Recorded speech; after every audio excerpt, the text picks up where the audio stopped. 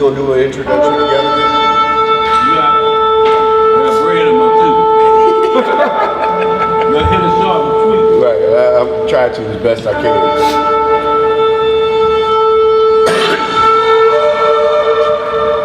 Got family in here.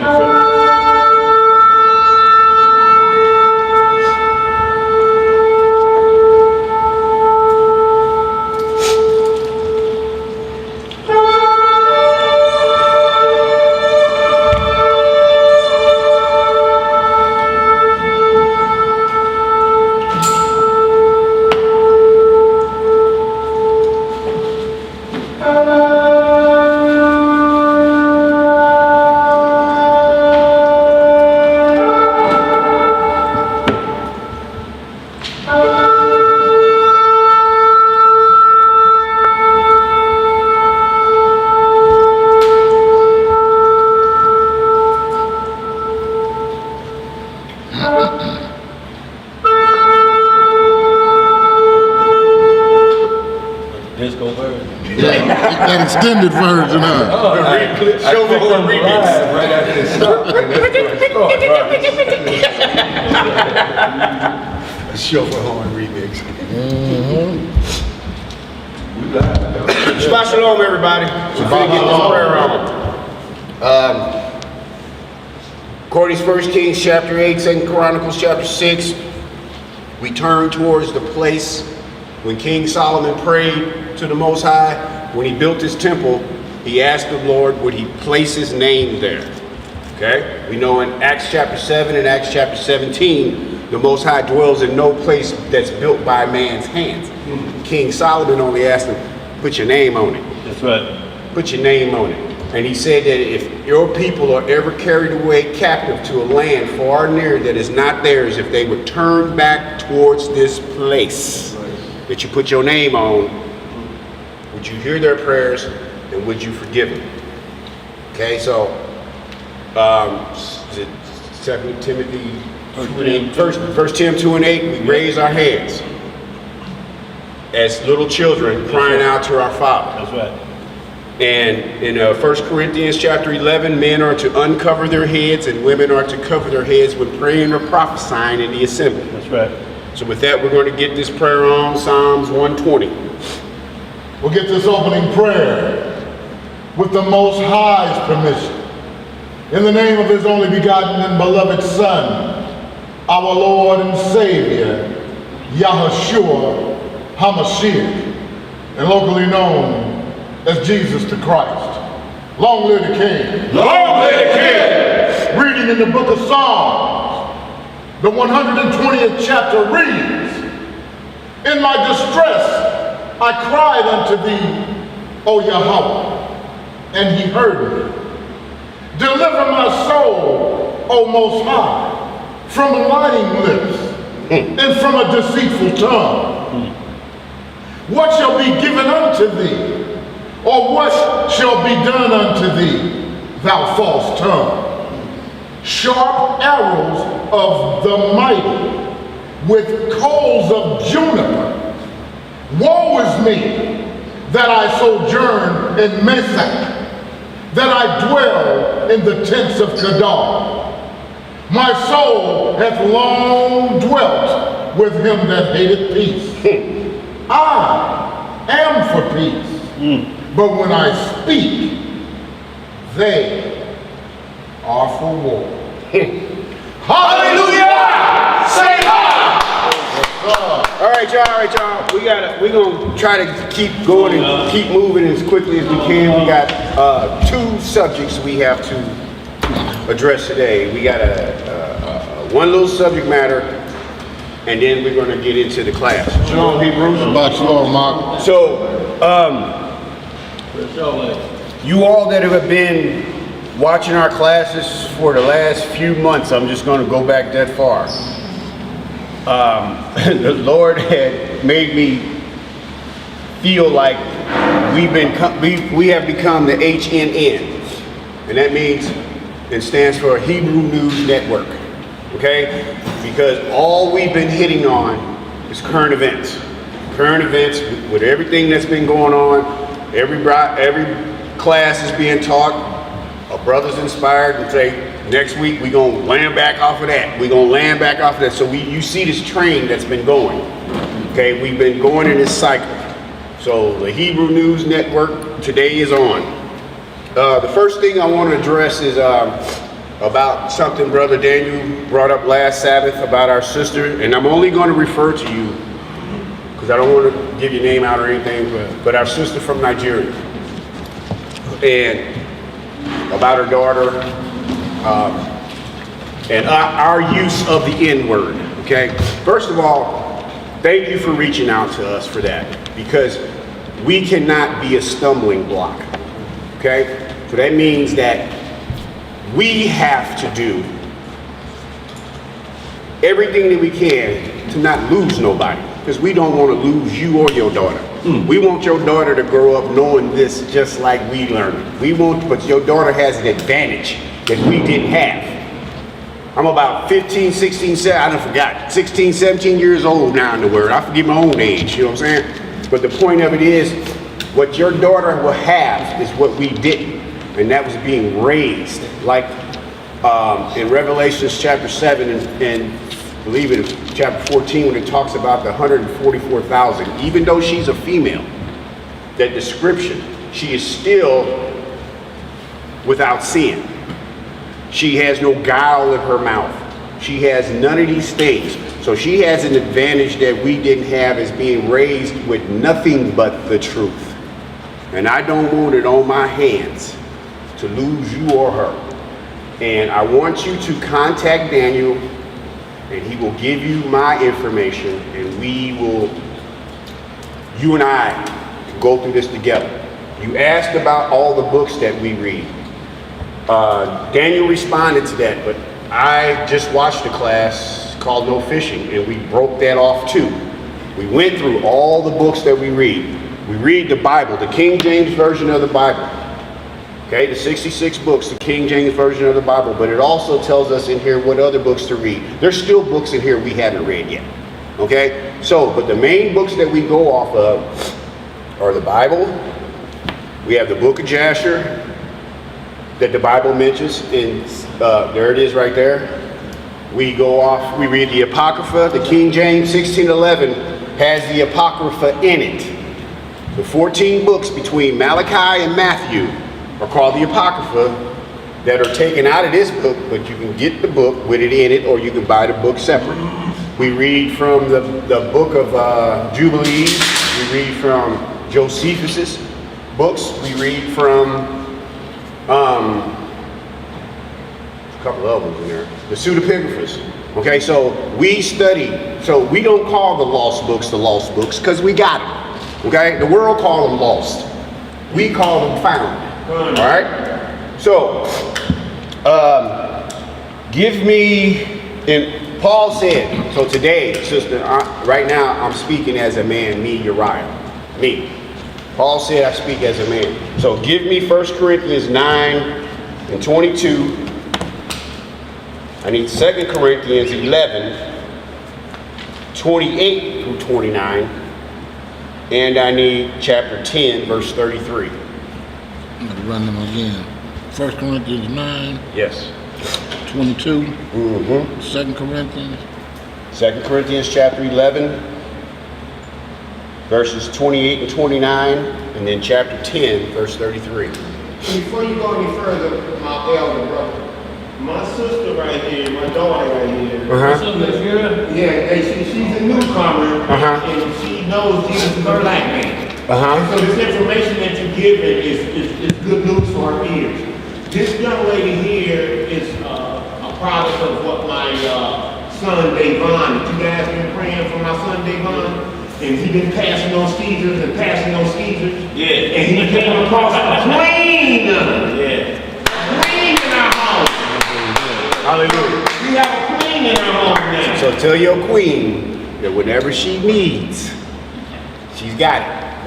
Y'all got my number. Y'all queen wanna sit down and get caught up. Your queen need a Bible study. Time and place, you tell me I'm there. Come, brother. Appreciate it. Her name is Deja. Deja? Yeah, stand up, baby. things on the spot. I was gonna tell her to put her face in the camera. But See anyway, how bold she is? She bold, that's why I told her to do that. Is this where you She at? bold for the most high, man. that's it. Well, that's good. Hallelujah. No, I said go see so I can see how it's gonna, if it's gonna block you. 22. Okay. Second.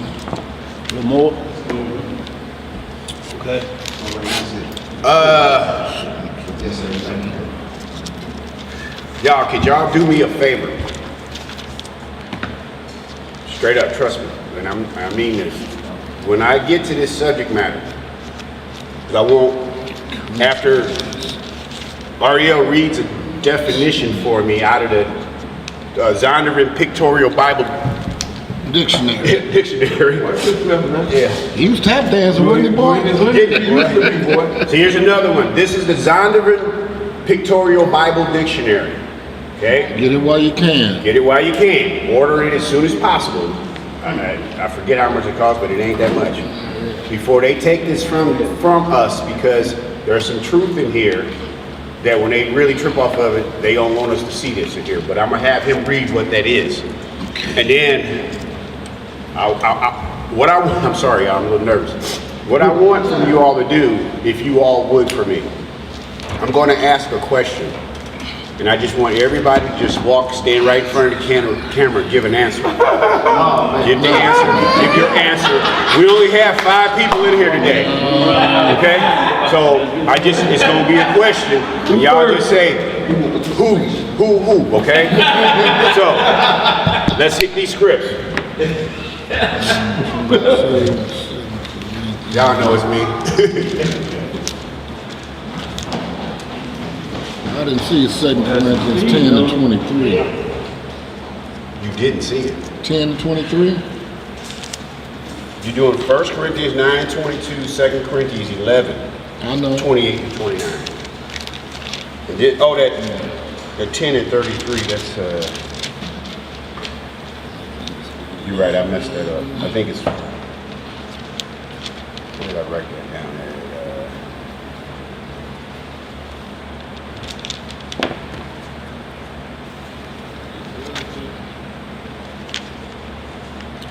1 Corinthians 10 and 33 will do it, but 1 Corinthians 10 and 33. 23. 33. 33? Yeah. 1 Corinthians? Yeah. So we're not doing 9 22? Yeah, we're doing, So it's taking place in a second. we're gonna do 1 Corinthians 9 and 22, 2 Corinthians 11 and 28 and 29, 1 Corinthians 10 and 33. Yes. You got them, Boaz? No, you go. Oh, okay. I'll take it. You just love that, don't you, too much? You ready for them all? Come on, man. The book of 1 Corinthians, chapter 9. Let me get back over here, man. I got it marked off. That's Because you correct. trying to give me the script, you ain't even on the page you supposed to be reading. Because I was looking for the other ones. The book of 1 Corinthians, chapter 9, and verse 22, reads, "To the weak became I as weak, that I might gain the weak. I am made all things to all men, that I might by all means save some. And this I do for the gospel's sake, that I might be partaker thereof with you. Know ye not that they which run in a race run all, but one receiveth the prize? So run, that ye may obtain.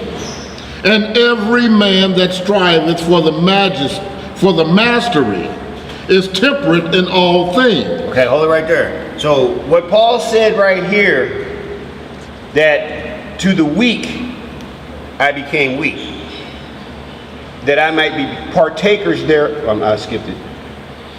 To the weak became I as weak, that I might gain the weak. I am made all things to all men, that I might by all means save some. So what that's saying is, Paul is saying that when he had to go to somebody, to a different land, to a different people, he's saying, I became as those people. If they were weak, I became weak, that I might save some. So you got to go. It's like me growing up in North County, no experiences in the city, in the hood. And then I go down with my North County tail to the ghetto, I'm all ready. Where this nigga come from? Oops, I'm sorry.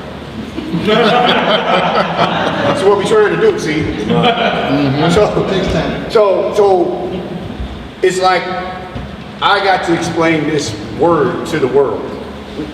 So what we're saying is that he had to become like those people to gain those people's confidence that they would listen to him. And it ain't by no trickery.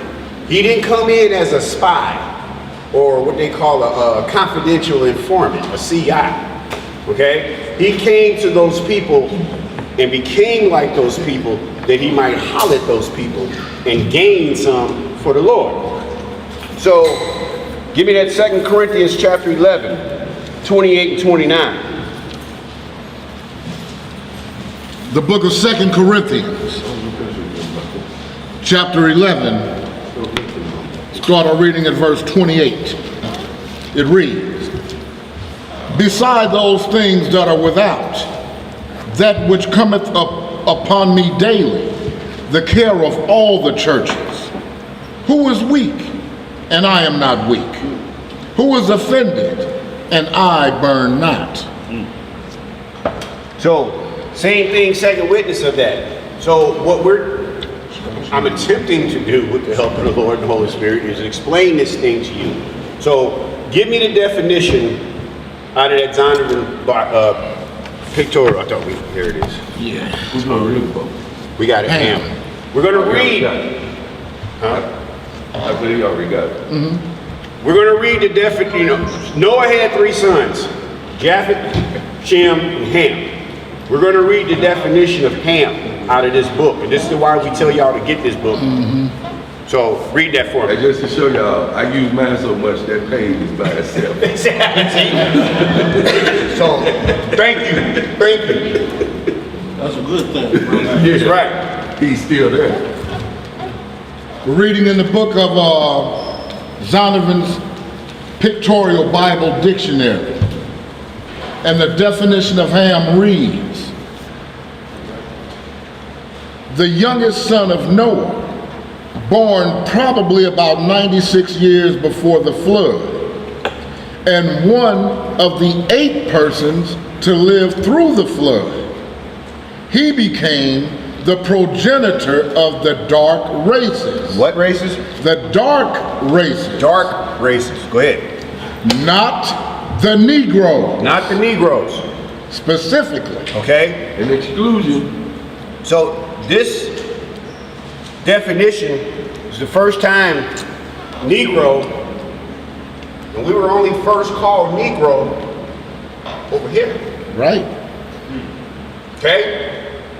When we was at home, there was no such thing. They call us Negro because that's how they classify, Negroid. Okay? So over time, here in this land, it went from Negroes to Negress to niggas. Okay? It's just a byword and proverb, but there's another term you be using about playing on words. Word etymology. Okay. Word etymology.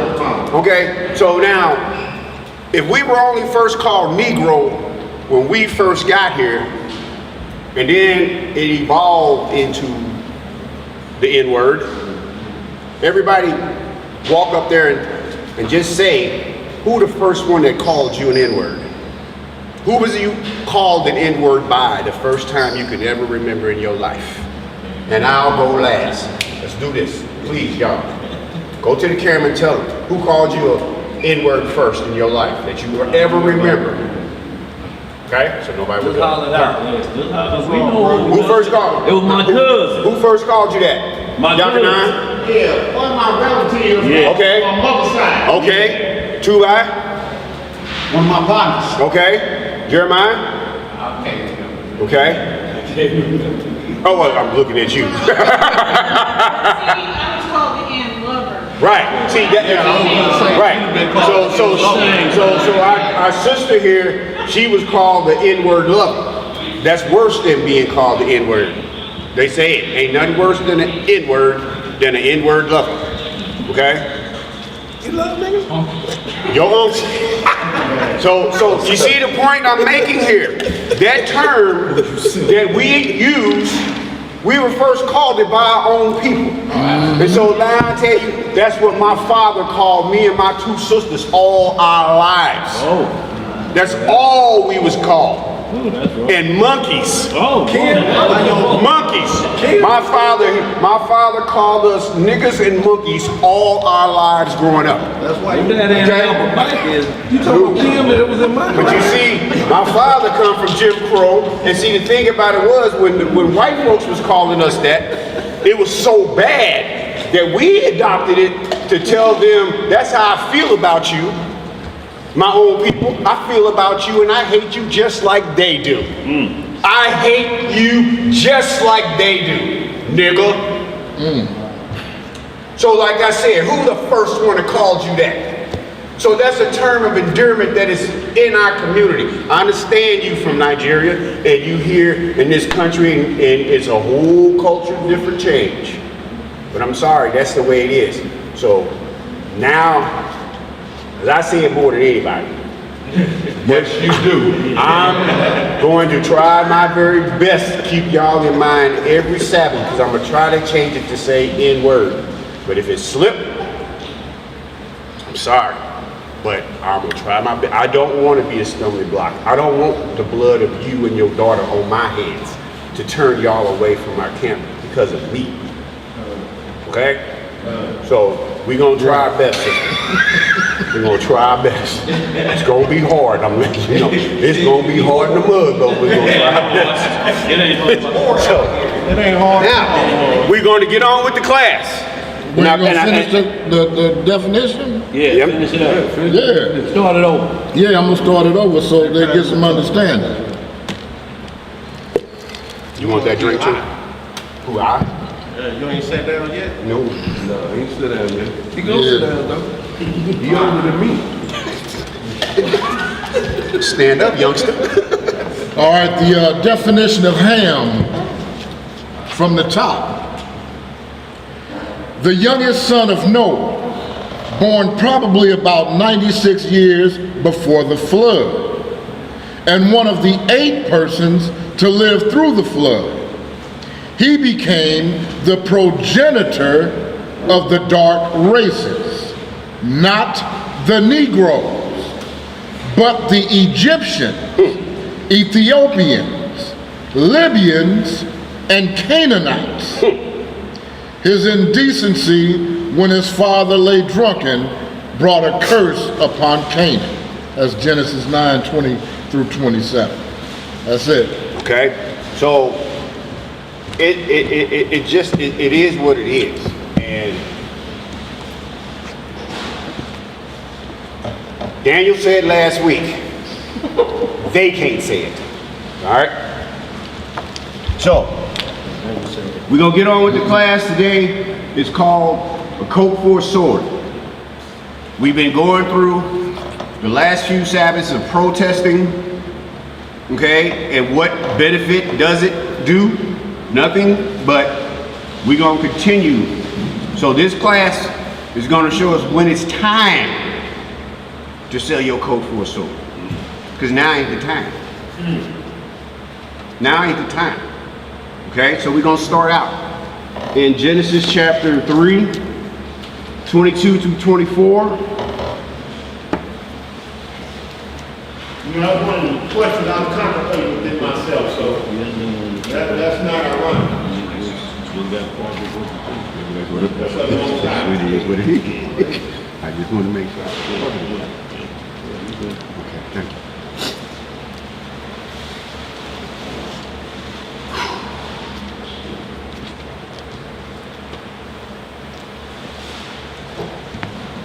Everybody there? Yes, sir. I'm his anyway. You there, bro? You good? Say Genesis what? 3 and 22. Through 24. 22 through 24. Yeah, to the end.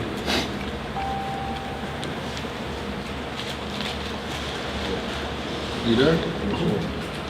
Reading in the book of Genesis, chapter 3 and verse 22. And the Most High Yah said, Behold, the man is become as one of us, to know good and evil. And now, lest he put forth his hand and take also of the tree of life and eat and live forever. Therefore, the Most High Yah sent him forth from the Garden of Eden to till the ground from whence he was taken. So he drove out the man, and he placed at the east of the Garden of Eden cherubims, and a flaming sword, which turned every way to keep the way of the tree of life. So he gave him that cherubim had that flaming sword. It was for a reason, right? Why do you use swords? He didn't give the cherubim a cane and stand there like Mr. Peanut, Right. you know, leaning on a cane. Right. He gave him a sword Right. because the sword was needed, right? It was needed. There was a time for that. The second witness to this is in the book of Adam and Eve in the Lost Books. We're going to read the whole chapter. No, we're not going to read the whole chapter.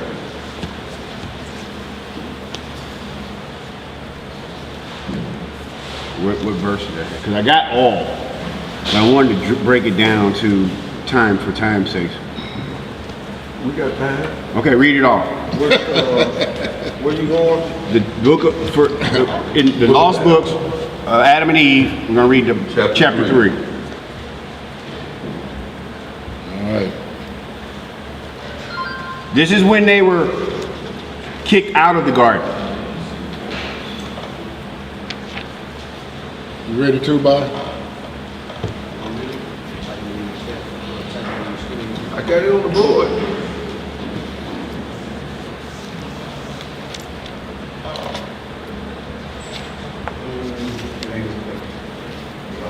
Man, coming out good.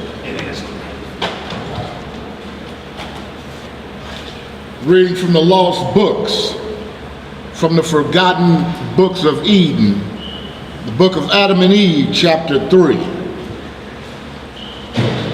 Shabbat Shalom, family. Shabbat Shalom, family. It reads, Yah said to Adam, I have ordained on this earth days and years, and thou and thy seed shall dwell and walk in it, until the days and years are fulfilled, when I shall send the world that the word, I wonder why world was capitalized, when I sent the word that created thee, and word is capitalized there, so that's a title or name, and against which thou hast transgressed, the word that made thee come out of the garden, and that raised thee when thou wast fallen. Yea, the word that will again save thee when the 5 days and a half are fulfilled. But when Adam heard these words from Yah, and of the great 5 days and a half, he did not understand the meaning of them. For Adam was thinking that there would be but 5 days and a half for him, to the end of the world. And Adam wept and prayed Yah to explain it to him. Then Yah, in his mercy for Adam, who was made after his own image and similitude, explained to him that these were 5,500 years, and how one would then come and save him and his seed. But Yah had before that made this covenant with our father Adam in the same terms, ere he came out of the garden, when he was by the tree whereof Eve took the fruit and gave it him to eat. Inasmuch as, when our father Adam came out of the garden, he passed by that tree and saw how Yah had then changed the appearance of it into another form, and how it withered. And as Adam went to it, he feared, trembled, and fell down. But Yah in his mercy lifted him up, and then made this covenant with him. And again, when Adam was by the gate of the garden, and saw the cherub with a sword of flashing fire in his hand, and the cherub grew angry and frowned at him, both Adam and Eve became afraid of him, and thought he meant to put them to death.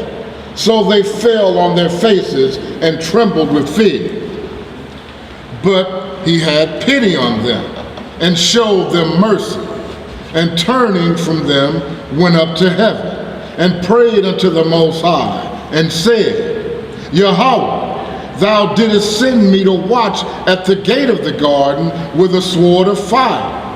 But when thy servants Adam and Eve saw me, they fell on their faces and were as dead. O my Lord, what shall we do to thy servants? Then Yah had pity on them and showed them mercy, and sent his angel to keep the garden. And the word of the Most High came unto Adam and Eve, and raised them up. And the Most High said to Adam, I told thee that at the end of 5 days and a half I will send my word and save thee. Strengthen thy heart, therefore, and abide in the cave of treasures, of which I have before spoken to thee. And when Adam heard this word from Yah, he was comforted with that which Yah had told him, for he had told him how he would save him. Okay, so that's the second witness of that, of the Most High having an angel with a sword guarding the tree. You don't guard a tree with a pencil. You don't guard anything. You have a weapon. Okay? So give me Genesis 27, 36 through 46.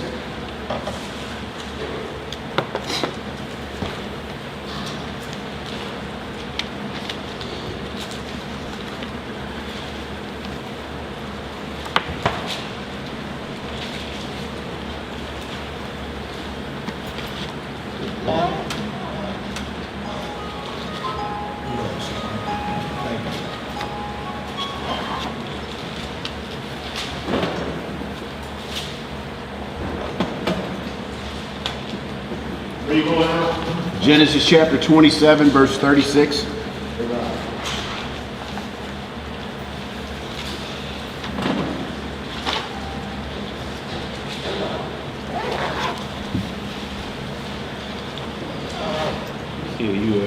No, it's you. Genesis chapter 27, verse 36. And he said, is not he rightly named Jacob? For he has supplanted me these 2 times. He took away my birthright, and behold, now he hath taken away my blessing.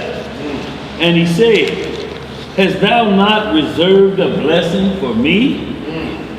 And Isaac answered and said unto Esau, behold, I have made him thy Lord, and all his brethren have I given to him for servants.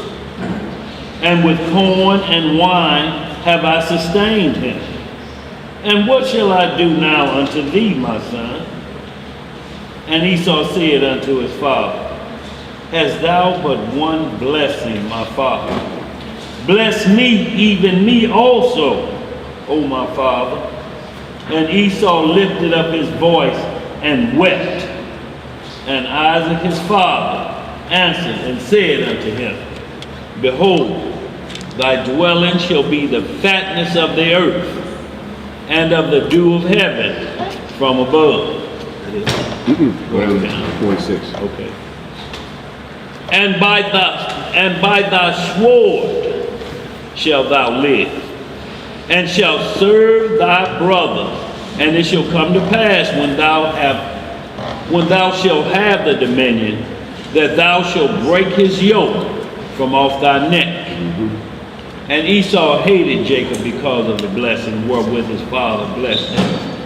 And Esau said in his heart, The days of mourning for my father are at hand.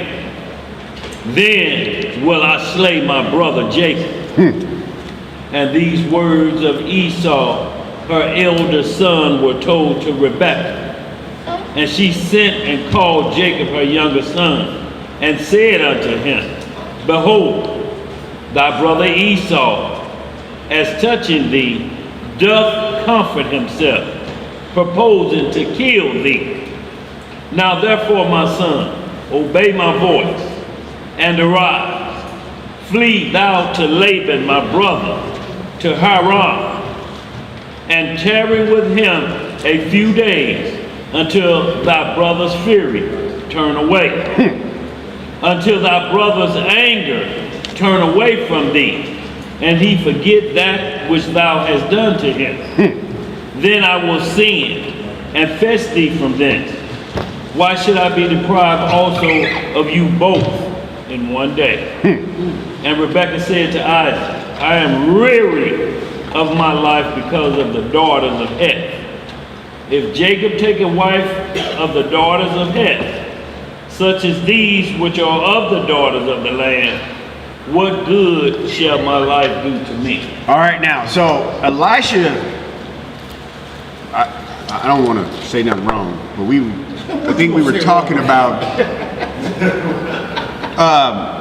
trying to find the root of this hatred that there is for us. I mean, we see what's going on in the world, and even you would think that with George Floyd's death, you would think some of the stuff would have stopped, and it ain't. We still got what they call Karens out here confronting white brothers and sisters, and being accused of brothers walk down the street, they call the police on him, 911, he walking down the street. Okay, these things still go. You would think that, Gentile woman, you still bold enough to come up against me? Yeah. You still bold enough? There's some videos of brothers cuss them out and stuff, but the fact that you still feel that no matter how big I am, how black I am, how bad I look, how mean I look to you, you still feel you don't belong here. Beat it. This is still not gonna mean it. Right, to stand up to me. You understand? So you would think that they would say, we better ease up off these brothers a little bit. When I say brothers, I mean sisters too, because of what's going on. But so back here in verse 40, because I wanted to read this through all the way for this understanding. So in verse 40, it says, and by thy sword shalt thou live, and shalt serve thy brother, and shall come to pass when thou shalt have dominion, thou shalt break his yoke from off thy neck. That yoke that Jacob had on Esau, we know it's been broken. We don't control Esau no more. Esau control us. And Esau lives by the sword. Right? Right. They won't say nothing to you without one. That's why they feel that they have the right to do what they do to you, because there's that hatred right there. That's where it go back to. And they got Their sword. birthright. And they got sword. The birthright, the sword that his father told him he was going to live by, and also the blessing of the firstborn. They still mad about that today. Yep. But it's not our brother that we see that call themselves Jews. They're not the ones that come out that womb with us. There's other nations of Esau. They're the ones that got the sword today, that hate us today, and they wear uniforms. Okay? So let me make sure I got everything out of that. But when, in verse 42, it says, in these words Esau the elder son was told to Rebekah, and she sent and called Jacob, her younger son, and said unto him, behold, thy brother Esau as touching thee, thus comfort himself, and his purpose to kill you. So now Esau, after that blessing he got from his daddy, what do you think he was sitting there saying? Yes, it's on. It's on. I'm getting him. There's my peace. I'm gonna kill him. I'm gonna wait for my daddy to die. Then I'm gonna kill him. It still exists today. Still exists today. And what are we? Still on the run. Still on the run. Running from Esau. Chasing us down. Ain't safe nowhere, not even in our own homes. The only safety that we have, because we have, is a part of our curses in Deuteronomy 28 and Leviticus 26, the Most High told us that there would be no might in our hands. How are we going to stand up to this enemy? By ourselves. How? We run into them in everything that we do. But the only protection from them is from him. But he tells us it's gonna come that time. And that time ain't now. Let's read on. Shalom, sister. Shabbat shalom, sir. Where we going? Yeah. 34. 34, 25 through 27. Genesis 34? Yes, sir. Yes, sir.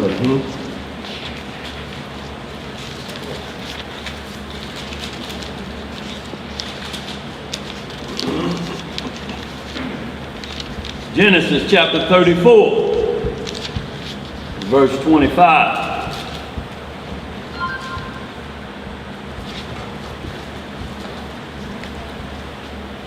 And it came to pass on the third day, when they were sore, that two of the sons of Jacob, Simeon and Levi, Dinah's brethren, took each man his sword, and came upon the city boldly, and slew all the males. And they slew Hamor, and Shechem his son, with the edge of the sword, and took Dinah out of Shechem's house, and went out. Verse 27, and the sons of Jacob came upon the slain, and spoiled the city, because they had defiled their sister. So that was wartime, wasn't it? Yeah. And what did they use? They used the sword. It was time to get busy. They messed with my sister. They took vengeance into their own hands and got first of all, sister back up out of there for her protection from them people. But they slew that whole city with the edge of the sword. 2 men. It's 2 men. It's wartime. Okay? Exodus chapter 17 all. 2 men took on the whole city. It's like me and you going over to East St. Louis and getting busy. By ourselves. Men in the city had to circumcise too. Circumcised, they'll fight back. Keep that part. Yeah, wasn't much fight in them. I remember you tried to take these things. I done failed a lot of times, boy. I done failed a lot of times.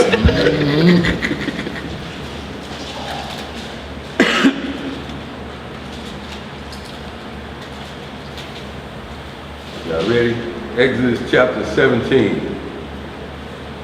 And all the congregation of the children of Israel journeyed from the wilderness of Sin after their journey, according to the commandment of the Elohim, and pitched in Rephidim, and there was no water for the people to drink.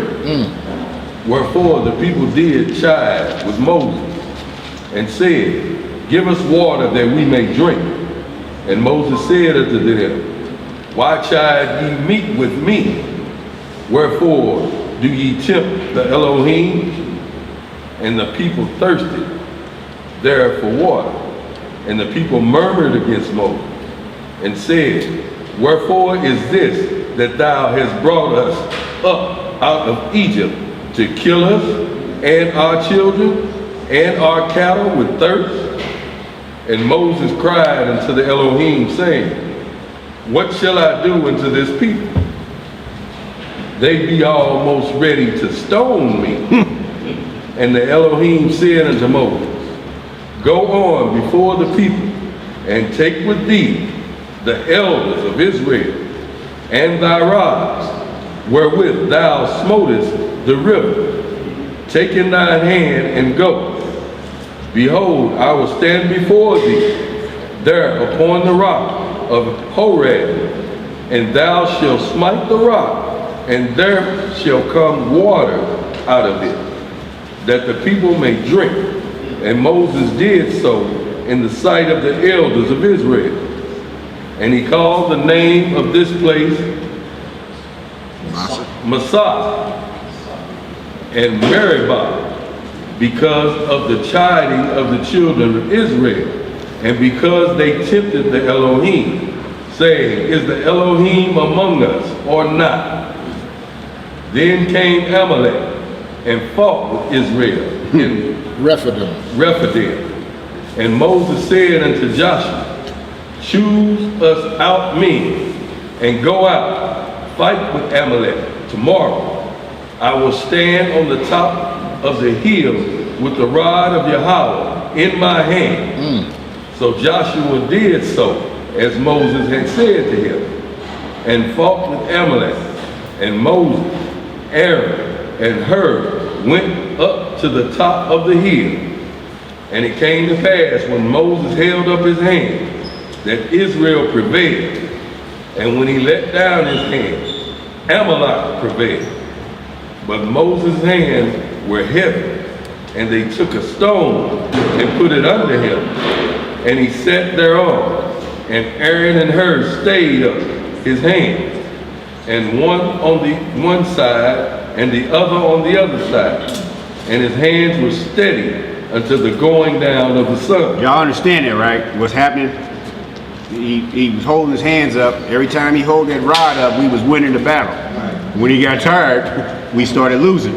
He hold it back up again, we start winning. So that's what they did. We just sat on both sides of him, and they held his hands up till the sun was going down so they could win the battle.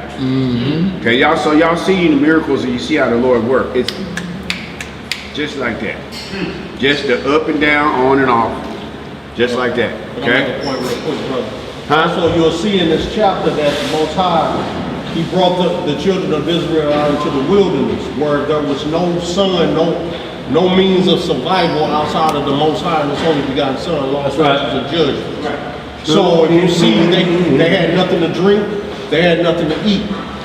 But instead of calling on the Most High power, they called on Moses. Right. Just like Esau, when he was running in the wilderness, he was faint. Instead of calling on the Most High, but he had already committed a crime. That's right. But instead of calling on the Most High, he went to his brother, his little brother, and sought refuge through his food. Okay? So anytime the Most High wants to work with us, he strips us bare. That's right. That we depend only on him for survival. That's why the earth is the wilderness now. It's without knowledge and void of understanding of the law, statutes, and judgments of the Most High Elohim. So therefore, we now must seek his guidance, his pathways, his righteousness to be protected in the midst of this punishment. That's right. So I just wanted to make that point. There's no man not can to save you. overlook that's the purpose of the wilderness, to strip you bare, that you call upon him for survival. That's right. And not look to mankind or the creations for survival. And I'm a witness, y'all, because he stripped me when I came back here. I was just talking to Big Country this morning. It's been 9 years.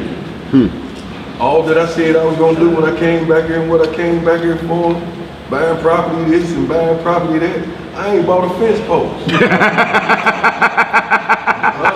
We'll chip in on one for you. But he's starting to manifest itself. And those things are starting to be in sight. Yes. That's right. Because you had to Because get you together. depended on him. Whereas before I was dependent on me and my ability. Now I depend on him to do it in his time. That's right. Prosperity only comes through the hand of the Most High. If it don't come through him, you wasting your time. That's right. Don't get caught up on mankind telling you seek your own destiny, you your own God. I was just telling my wife earlier this morning how every time I tried to get that short, quick money, it ain't never worked for me. Never. The only way it worked for me is by standing strong and being prolonged through it.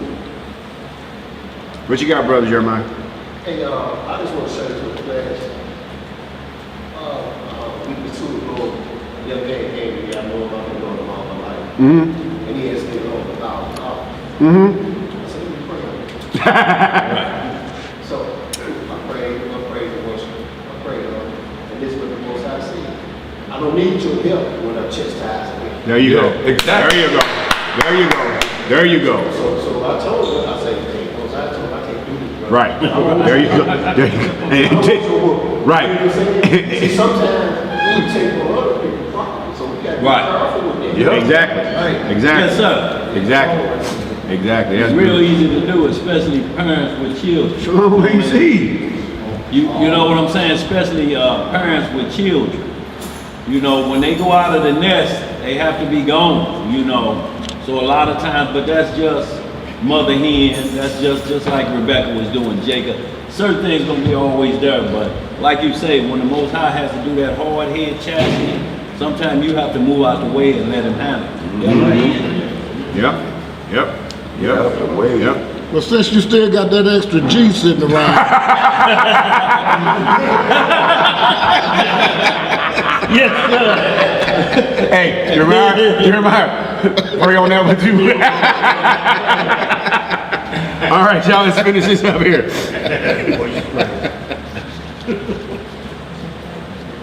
Verse 13. Oh, I am going to read that. Yes, sir. Verse 13. And Joshua discomfited Amalek and his people with the edge of the sword. And the Elohim said unto Moses, write this for a memorial in a book, and rehearse it in the ears of Joshua.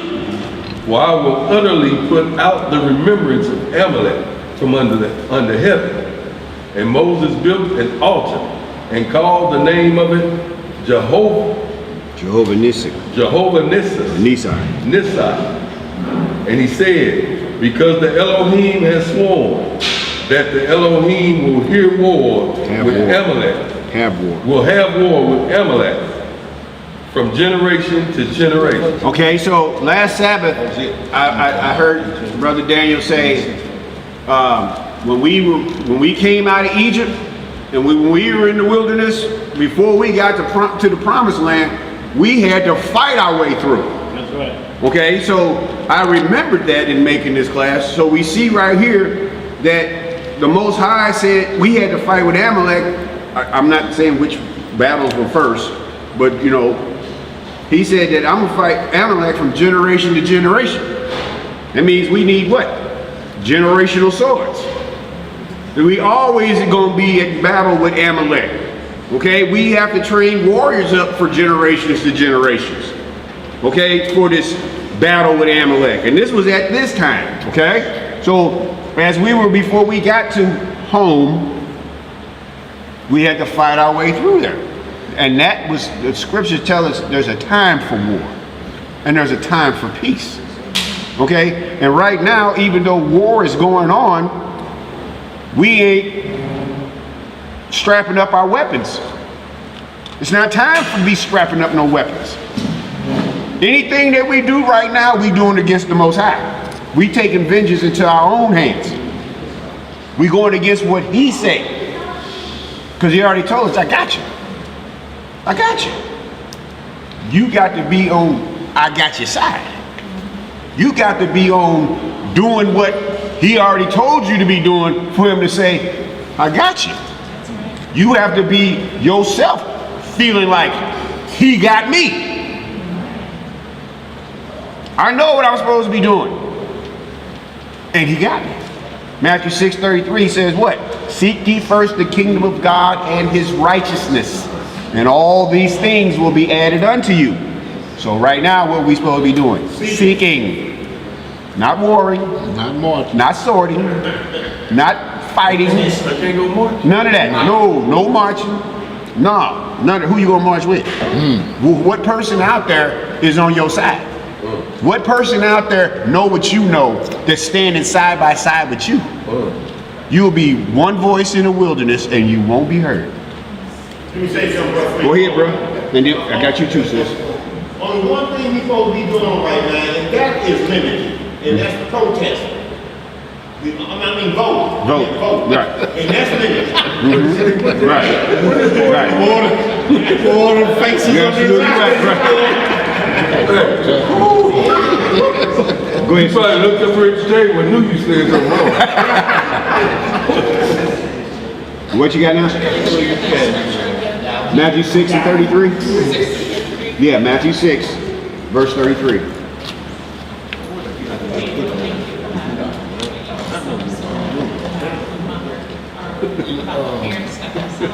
It's still on you? For another one? It's 18, 1 through 5. What we gonna do until Strong. Chapter 18, 1 we through are 5. didn't die? It's just what it is, you know, but you just can't get in the way of the world.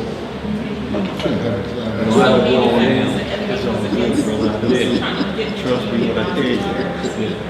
She's 24, she's ready to move to Houston, she's ready to graduate from her pre-med. Right. And move on to, and I'm trying to tell her, by experience, remember what your mom went through, remember the struggle that we went through together. Right. And I'm trying to prepare you, and you're not quite there yet. And you can stay right here and do what you gotta finish up. Right. And the enemy just kept going, and so, I'm just gonna say, what you do you. Because they grown. Yeah. And that's the thing, and it would be the same thing as she said. I've been proposed to, have a husband, so you gotta get ready for that practice as well. And it's so hard for us as mothers because I've had to be a mother and father. Right. Right. Pretty much all of her 20 years. Yeah. So, I'm saying, listen to me. Use your mom. And it ain't gonna stop, you just gonna do it from long distance. But she'll remember, if something go wrong, it automatically pops in. That's what Lord do. That's why we always find ourselves. She'll remember. Yeah, that's why we always find ourselves saying, I should have followed my first mind. See, it immediately comes back in, so correction to see if you're going to reproof yourself. See if you're going to remember and not do it tomorrow. Because he brings it back to you. And when you say, I should have followed my first mind, the devil like to put that same thing right in your path tomorrow. And see if it's just lip service. Will you follow your first mind on the second go round? Or will you be saying, damn, I did it again. Oops, I did it again. But sister, And every time that happens, there's a wound that's left behind as a memory Reminder. Yeah, as a reminder. sister, maybe this will help you. I go through that with my son too. And I have to remember that when I was his age, I was doing the exact same thing he was doing. I wasn't listening to my father neither. I wasn't listening to people trying to tell me what was best. I had to learn on my own. Hard knock life. So just like the Most High waited on me, I got to trust that he got him too.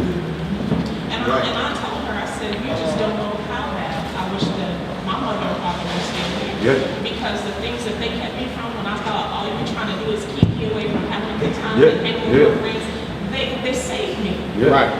They kept me on the beat Right. path, on track. But you It's that didn't same realize that you got mindset. old. It's that same mindset coming Listen back. to me.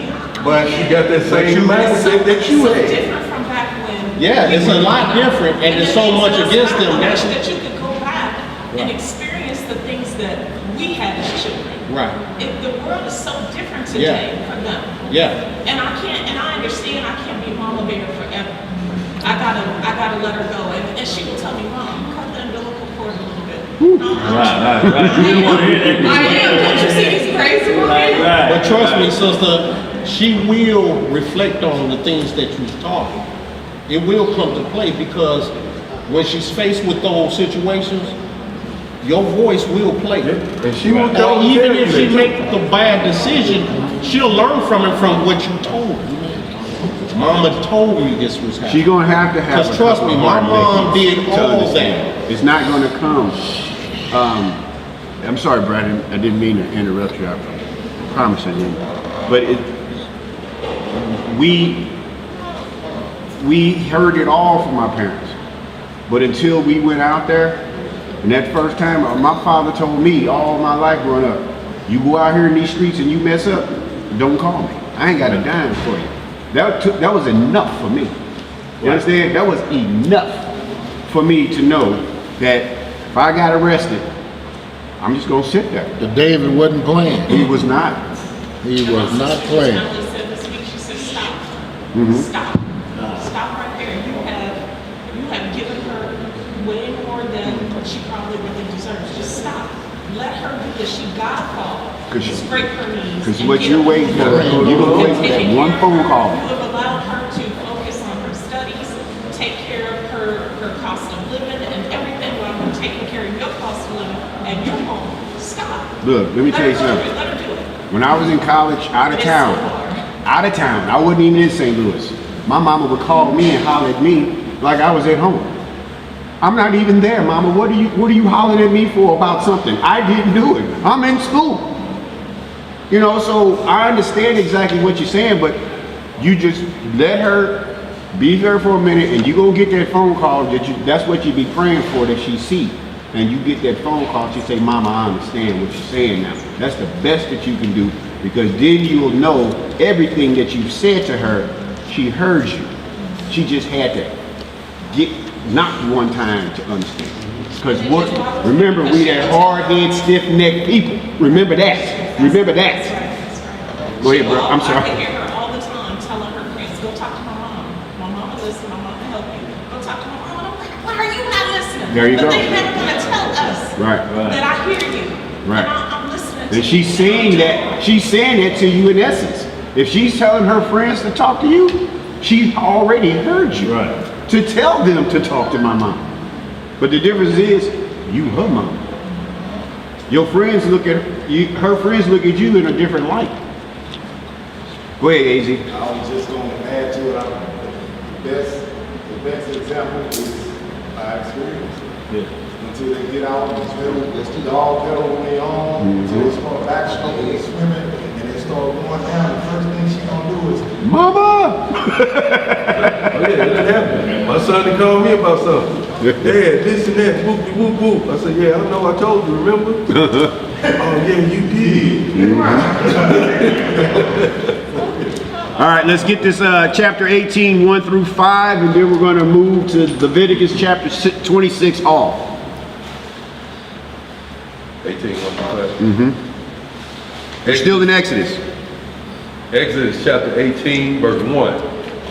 When Jethro, the priest of Midian, Moses' father-in-law, heard all that Yahweh had done for Moses and Israel, his people, and that the Elohim had brought Israel out of Egypt, then Jethro, Moses' father-in-law, took Zipporah, Moses' wife, after he had sent her back, and her 2 sons, of which the name of one was Gershom.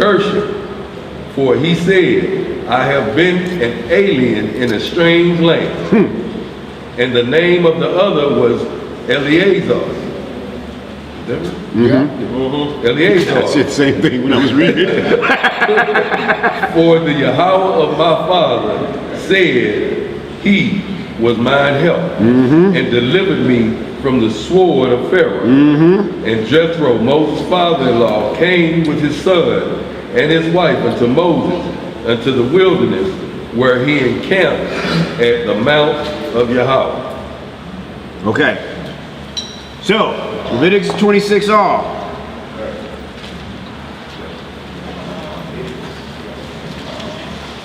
Oh yeah. Waiting on this one. It ain't gonna be long now, boss. Yep. Leviticus chapter 26, verse 1.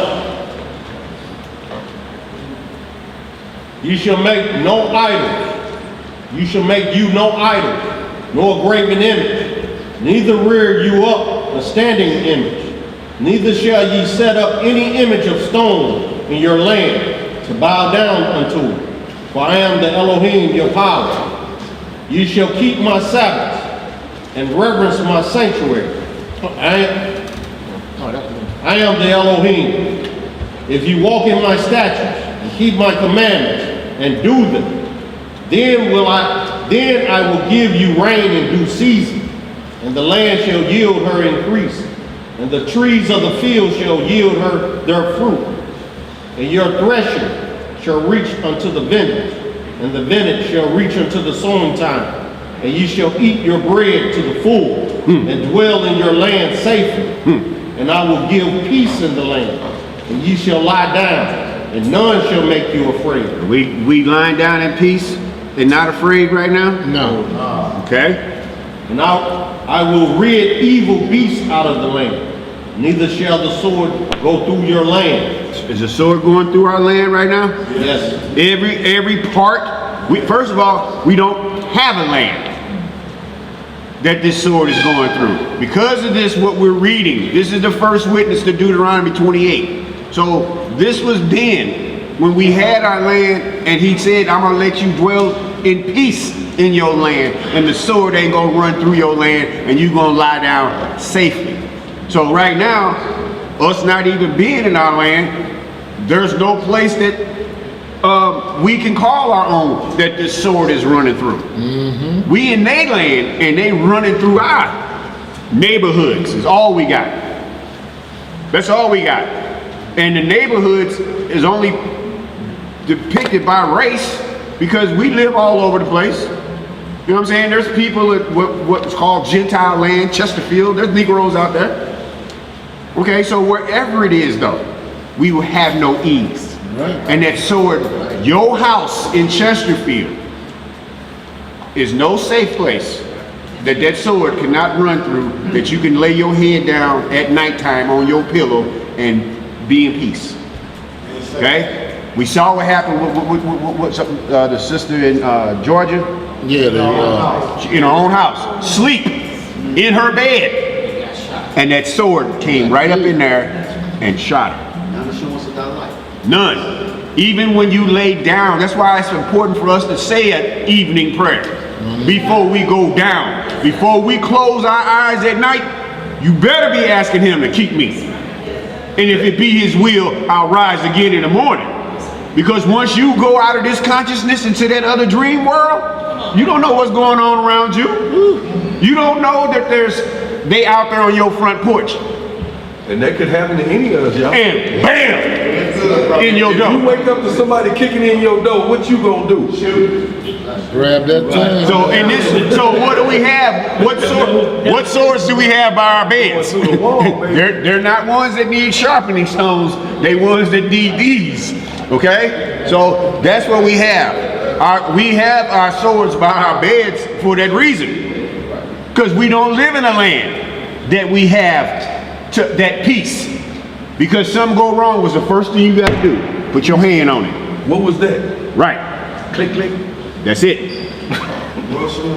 No insurance of our life. But that sword that we have gives us one little fighting chance for something wrong. That we pray because it depends on the Most High. Exactly, because He told us that no plague shall come nigh thy dwelling place. Save us if it ain't meant for us to be saved by it. There you go. There's nothing to trust in. It's just hey, our forefathers had swords and we got swords too. Perfect example. I have my sword on my waist, right in my lap. When things happen to me, my brother, he had his sword in his hand in his lap. And Still, he ain't here right he ain't here right. See? So that sword don't guarantee you. It's gonna save you. We don't put faith and hope and trust in that.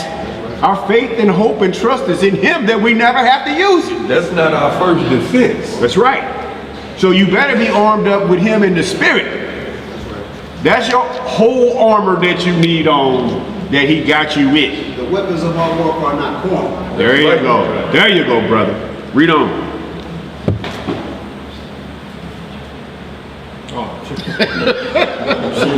In my mind. So it ain't just me. You read out loud, brother. I'm just sitting reading in my mind. All right. Verse 7. And ye shall chase your enemies, and they shall fall before you by the sword.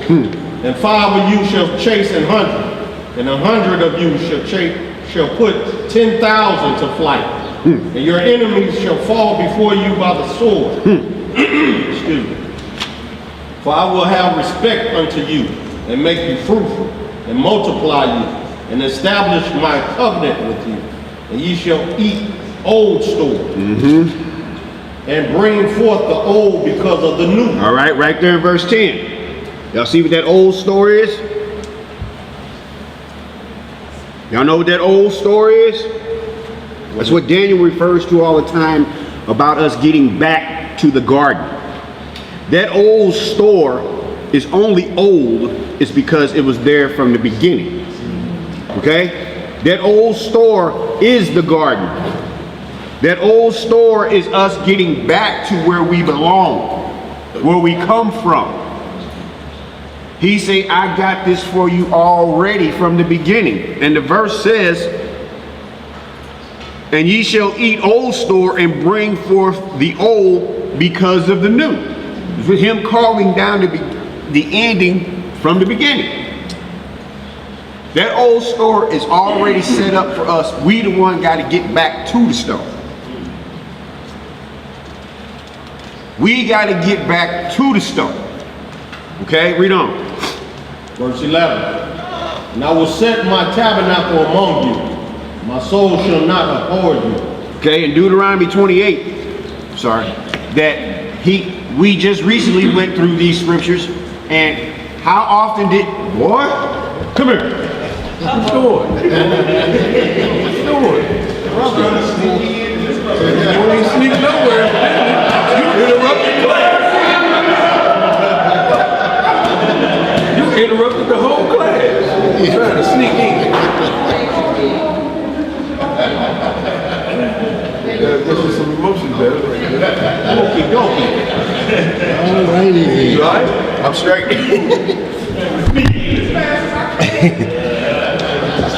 All right now. Excuse me, y'all, for that. The brother ain't seen in a long time. Snuck in up on her. Shabbat shalom.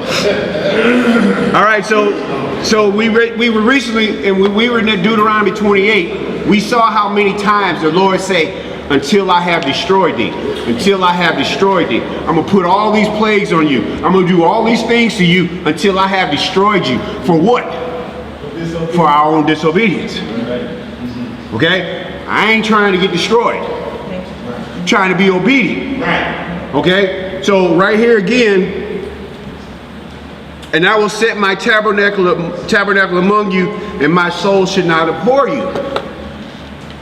His tabernacle, when he said, I'm going to set that before you, that's when we all going to know. We feel now that his tabernacle is amongst us because we know we trying as a family, as believers in him to do what he say to do. So his tabernacle is supposed to be amongst us now.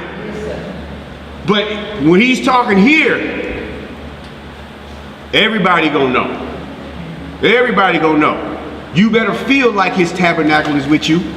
You better understand that his tabernacle is with you if you doing what you're supposed to be doing. And you know if you're doing what's right, and you know you're doing what's wrong. Okay? Read on.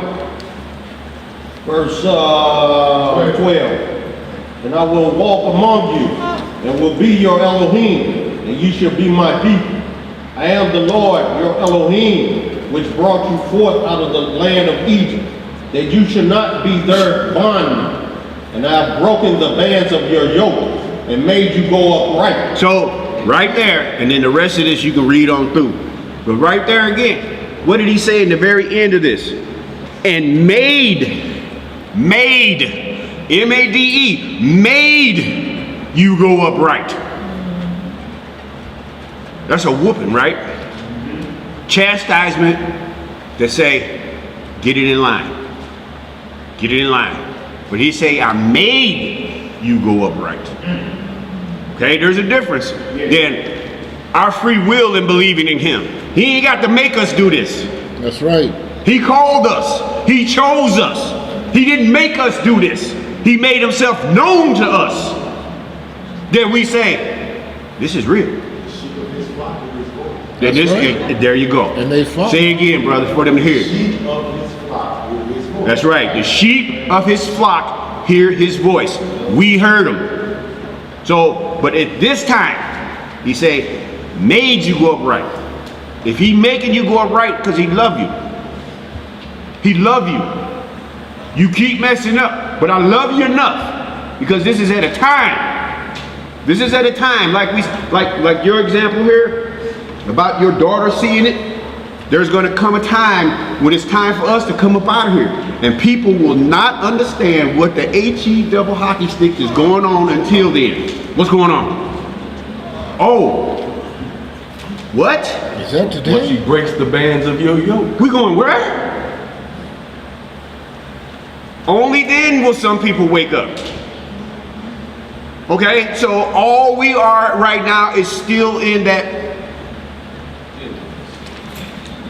That's right. We are still in a wilderness of progression of us staying true to the game. Stick to the script. This is the only thing that we have. The very only thing that we have as individuals and as a family on this planet. And this better be your most cherished possession. Go ahead. And if you stick to the scripture, it'll be your bread tracks to get back. There you go. You won't need them. There you go. There you go. Read on. Verse 14, but if you will not hearken unto me, and will not do all these commandments, and if you shall despise my statutes, or if your soul abhor my judgments, so that ye will not do all my commandments, but that ye break my covenant, I also will do this unto you. I will even appoint over you terror, consumption, and the burning egg, that shall consume the eyes and cause sorrow of heart. And ye shall sow your seed in vain, for your enemies shall eat it. And I will set my face against you, and ye shall be slain before your enemies. They that hate you shall reign over you, and you shall flee when none pursueth you. And if you will not yet for all this hearken unto me, then I will punish you 7 times more for your sin. And real quick there on that verse 17, that you shall flee when none pursues you. That's like brothers who know literal shortcuts to go from one place to another to avoid the police. I don't care if you're walking or if you're driving. You will drive out of your way. Look, I grew up in Jennings, the 3 of us, and I met a brother from Texas one time. He said his father in Texas told him, when you go to St. Louis, don't go to Jennings. Now, how he know about that in Texas? He said drive around Jennings. Do not drive through Jennings. Okay? Because of what? We will purposely drive miles out of our way to avoid the police. I lived Take there back and streets. took shortcuts home. That's my point. There's only certain streets I ain't going that way. I'm gonna go this way. I live 4 blocks out the city. Let me go this way so I can avoid all that otherness. Right. Get 2 blocks down the street. You'll go 8 blocks out the way to go 2 blocks down the street from where you was just to avoid them. There's no assurance. Sundown time. Yes. Everybody knew it. And I live across the street from the police station. Was sundown time. Yeah, y'all, if y'all know what he's talking about, Google it. Look it up on YouTube.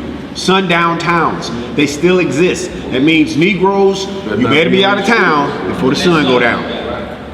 If you caught here after the sun, that's your tail. They still exist. I had to run home with many a nights in Jennings.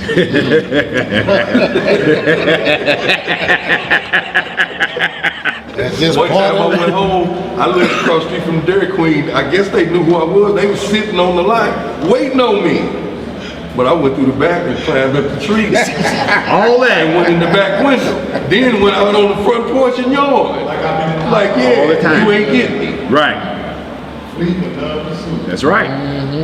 Read on, verse 19. 19. And I will break the pride of your power, and I will make your heaven as iron, and your earth as brass, and your strength shall be spent in vain. For your land shall not yield her increase, neither shall the trees of the land yield their fruits. And if you walk contrary unto me, I will not hearken unto you. I will bring 7 times more plagues upon you according to your sin. I will also send wild beasts among you, which shall rob you of your children, and destroy your cattle, and make you few in number. And your highways shall be desolate. And if you will not be reformed by me, by these things, but will walk contrary unto me, then will I also walk contrary unto you, and will punish you yet 7 times for your sins. And I will bring a sword upon you that shall avenge the quarrel of my covenant. And when you are gathered together within your cities, I will send the pestilence among you, and ye shall be delivered into the hand of the enemy. And when I have broken the staff of your bread, 10 women shall bake your bread in one oven, and they shall deliver you your bread again by weight, and ye shall eat and not be satisfied. And if you will not for all this hearken unto me, but walk contrary unto me, then I will walk contrary unto you also in fury. And I, even I, will chastise you 7 times for your sins, and you shall eat the flesh of your sons, and the flesh of your daughters shall ye eat. And I will destroy your high places, cut down your images, and cast your carcasses upon the carcasses of your idols. And my soul shall abhor you. And I will make your cities waste, and bring your sanctuaries unto desolation. And I will not smell the savor of your sweet odors. And I will bring the land into desolation. Your enemies which dwell therein shall be astonished at it. And I will scatter you among the heathen, and will draw out a sword after you. And your land shall be desolate, your cities waste. Then shall the land enjoy her Sabbaths, as long as it lies desolate. And ye be in your enemy's land. Even then shall the land rest and enjoy her Sabbaths. As long as it lies desolate, it shall rest, because it did not rest in your Sabbaths when you dwelt upon it. And upon them that are left alive of you, I will send a faintness into their hearts in the lands of their enemies, and the sound of a shaking leaf shall chase them. And they shall flee as fleeing from a sword. Fleeing from what? They shall fall when none pursueth. And they shall fall one upon another, as it were before a sword, when none pursueth. And ye shall have no power to stand before your enemies. And ye shall perish among the heathen. The land of your enemies shall eat you up. And they that are left of you shall pine away in their iniquity in your enemies' land. And also in the iniquities of their fathers shall they pine away with them. If they shall confess their iniquity and the iniquity of their fathers with their trespass, which they trespassed against me. 2 Chronicles And chapter that 6. also, I'm sorry. I was calling out a second witness. Keep reading, I'm sorry. And that also they have walked contrary unto me, and that I also have walked contrary unto them, and have brought them into the land of their enemies. If then their uncircumcised hearts be humble, and they then accept of the punishment of their iniquity, then will I remember my covenant with Jacob, and also my covenant with Isaac, and also my covenant with Abraham will I remember, and I will remember the land. Okay, so what I was just saying earlier that we are here in his land, and we know the prophecies, and so right now we are stuck in a place of only being in a position to call on his name. We have to remember our iniquities and the iniquities of our forefathers. That's why we are told to pray for them.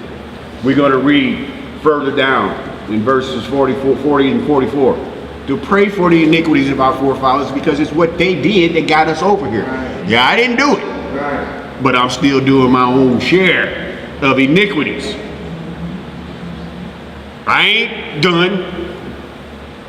So while I'm here, this is what I have to do. Now see, the key to this, the only way that we would get out of this before the time, all of us have to do this.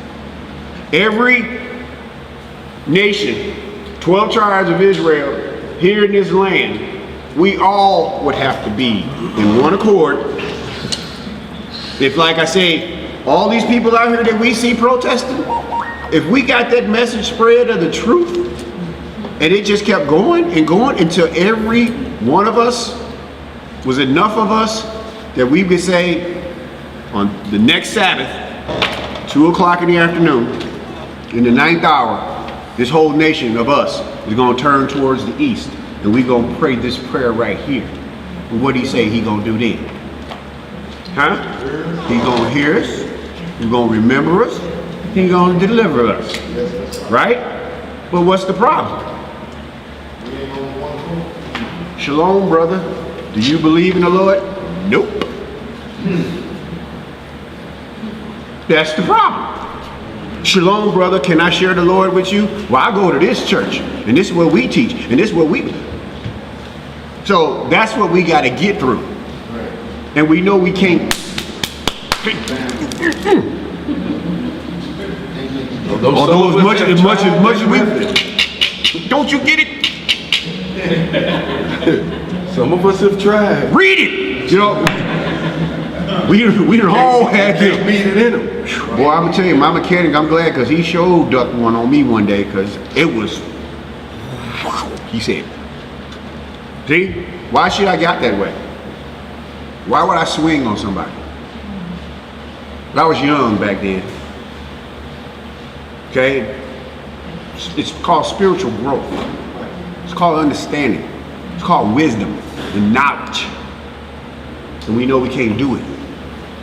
All we know is that if your ear ain't hearing, what he tell us to do, kick the dust. So there's our examples. We already know it ain't gonna happen like that. But it's for you to continue on your path. That's right. It's for you to continue like it is gonna happen. Because you make this covenant with the Lord. Let them see the light, and eventually they will see. You tell the Lord, I remember and know my iniquities. I know the iniquities of my forefathers. I pray for that. You do that, I do that myself with him. Abraham, Isaac, and Israel were 3 men, aren't they? They were 3 men. We just read, he said, I will remember the covenant that I made with Jacob. I'll remember the covenant that I made with Isaac. I will remember the covenant that I made with Abraham. Well, I want him to remember the covenant that he made with Uriah. Okay? I'm that 4th man. I'm that 4th man. Okay? Read on. Verse 43. The land also shall be left of them, and shall enjoy her Sabbaths, while she lieth desolate without them. And they shall accept of the punishment of their iniquity, because they despise my judgments, and because their soul abhorred my statutes. And yet for all that, when they be in the land of their enemies, I will not cast them away. Y'all see that, right? Neither will I abhor them to destroy them utterly, and to break my covenant with them. For I am the Elohim, their power. But I will for their sakes remember the covenant of their ancestors, whom I brought forth out of the land of Egypt, in the sight of the heathen, that I might be their Elohim. I am the Elohim. These are the statutes and judgments and laws which the Elohim made between him and the children of Israel in Mount Sinai by the hand of Moses. All right, sit chapter. Numbers chapter 14, all.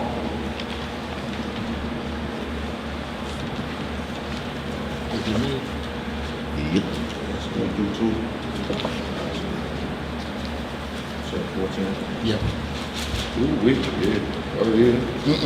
It's still, Make sure you got some water. I just made sure it was him. Is it? Yeah, it's Elisha.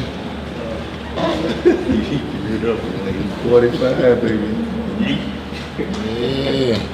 I mean, if you want it, brother, you can read it. I'll read it. No, You'll read it, you teach it. they They got it over there. Yeah, Numbers Elisha. 14 and 1. We might have to take a few breaks, y'all. And all the congregation lifted up their voice and cried, and the people wept that night. And all the children of Israel murmured against Moses and against Aaron. And the whole congregation said unto them, would God that we had died in the land of Egypt, or would God we had died in this wilderness? Wherefore hath the Elohim brought us unto this land to fall by the sword, that our wives and our children should be afraid? Were it not better for us to return into Egypt? They said one to another, let us make a captain, and let us return into Egypt. When Moses and Aaron fell on their faces before all the assembly of the congregation of the children of Israel, and Joshua, the son of Nun, and Caleb, the son of Jephunneh, which were of them that searched the land, rent their clothes. And they spake unto all the company of the children of Israel, saying, the land which we passed through to search it is an exceeding good land. If the Elohim delight in us, then he will bring us into this land and give it us, a land which floweth with milk and honey. Only rebel not ye against the Elohim, neither fear ye the people of the land, for they are bread for us. Their defense is departed from them, and the Elohim is with us. Fear them not. All the congregation bade stone them with stones. The glory of the Elohim appeared in the tabernacle of the congregation before all the children of Israel. The Elohim said unto Moses, how long will this people provoke me? And how long will it be ere they believe me? For all the signs which I have showed among them. You see how the Lord is like,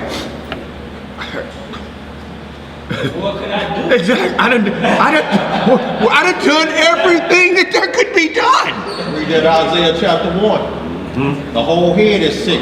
Say you've been abused, beaten down. What more chastisement and punishment can I do to you? I've done everything I could do to you, both good and bad, and you still rebel. There's like children not afraid to get a whooping. You know you doing wrong. Well, I'm just gonna take this butt whooping because I'm finna do this.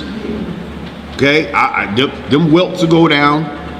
You know what I'm saying? Them welts will go down in a little bit, but I got to do this. And you turn around and get a whooping and do it again because they love it. The sin is more sweeter than the punishment. I want to do the sin and I'll just take this butt whooping. Then that's what we are and have been doing as a people. We'll take the butt whooping gladly. Gladly. Because as soon as it's over with, I'm running right back to it. Read on. 12. I will smite them with the pestilence and disinherit them, and will make of thee a greater nation and mightier than they. Moses said unto the Elohim, then the Egyptians shall hear it. For thou broughtest up this people in thy might from among them, and they will tell it to the inhabitants of this land. For they have heard that thou Elohim art among this people, that thou Elohim art seen face to face, and that thy cloud standeth over them, and that thou goest before them by daytime in a pillar of a cloud, and in a pillar of fire by night. Now if thou shalt kill all this people as one man, then the nations which have heard the fame of thee will speak, saying, because the Elohim was not able to bring this people into the land which he swore unto them, therefore he hath slain them in the wilderness. And now I beseech thee, let the power of my Elohim be great, according as thou hast spoken, saying, the Elohim is long-suffering and of great mercy, forgiving iniquity and transgression, and by no means clearing the guilty, visiting the iniquity of the fathers upon the children unto the third and fourth generation. Pardon, I beseech thee, the iniquity of this people, according unto the greatness of thy mercy, and as thou hast forgiven this people from Egypt, even until now. And the Elohim said, I have pardoned according to thy word. But as truly as I live, all the earth shall be filled with the glory of the Elohim. Because all those men which have seen my glory and my miracles, which I did in Egypt and in the wilderness, and have tempted me now, these 10 times, and have not hearkened unto my voice, surely they shall not see the land which I swear unto their father, neither shall any of them that provoke me see it. But my servant Caleb, because he had another spirit with him, and hath followed me fully, him will I bring into the land whereunto he went, and his seed shall possess it. Now the Amalekites and the Amalekites and the Canaanites dwelt in the valley. Tomorrow turn you and get you into the wilderness by the way of the Red Sea. And the Elohim spake unto Moses and unto Aaron, saying, how long shall I bear with this evil congregation which murmur against me? I have heard the murmurings of the children of Israel, which they murmur against me. They be murmuring too, boy. Backbiting, sneaky talk. Sound like this. That's Israel. Say unto them, as truly as I live, saith the Elohim, as ye have spoken in mine ears, so will I do to you. Your carcasses shall fall in this wilderness, and all that were numbered of you, according to your whole number, from 20 years old and upward, which have murmured against me, doubtless you shall not come into the land, concerning which I swear to make you dwell therein, save Caleb, the son of Jephunneh, and Caleb, the son of Jephunneh, and Joshua, the son of Nun. But your little ones, which ye said should be a prey, them will I bring in, and they shall know the land which ye have despised. But as for you, your carcasses shall fall in this wilderness, and your children shall wander in the wilderness 40 years, and bear your whoredoms, until your carcasses be wasted in the wilderness. After the number of the days in which ye search the land, even 40 days, each day for a year, shall ye bear your iniquities, even 40 years, and ye shall know my breach of promise. I, the Elohim, have said, I will surely do it unto all this evil congregation that are gathered together against me. In this wilderness they shall be consumed, and there they shall die. And the men which Moses sent to search the land, who returned and made all the congregation to murmur against him, by bringing up a slander upon the land, even those men that did bring up the evil report upon the land died by the plague before the Elohim. But Joshua, the son of Nun, and Caleb, the son of Jephunneh, which were of the men that went to search the land, lived still. And Moses told these sayings unto all the children of Israel, and the people mourned greatly. And they rose up early in the morning, and got them up into the top of the mountain, saying, lo, we be here, and will go up unto the place which the Elohim hath promised. But we have seen. Moses said, wherefore now do you transgress the commandment of the Lord? But it shall not prosper. Go not up, for the Elohim is not among you, that ye be not smitten before your enemies. But the Amalekites, them people, and Canaanites are there before you, and you shall fall by the sword, because you are turned away from the Elohim. Therefore, the Elohim would not be with you. You can't get that word. Come on. 44. But they presumed to go up into the hilltop. Nevertheless, the ark of the covenant of the Elohim and Moses departed not out of the camp. Then the Amalekites, say it, man. Amalekites, there you go. Came down, and the Canaanites which dwelt in the hill, and smote them and discomfited them, even unto Hormah. Okay, now, we're going to keep on moving, but you see how at this time, when the Lord said that generation that he was going to wipe out, there was still a couple of cats that was righteous, that everybody else died but them.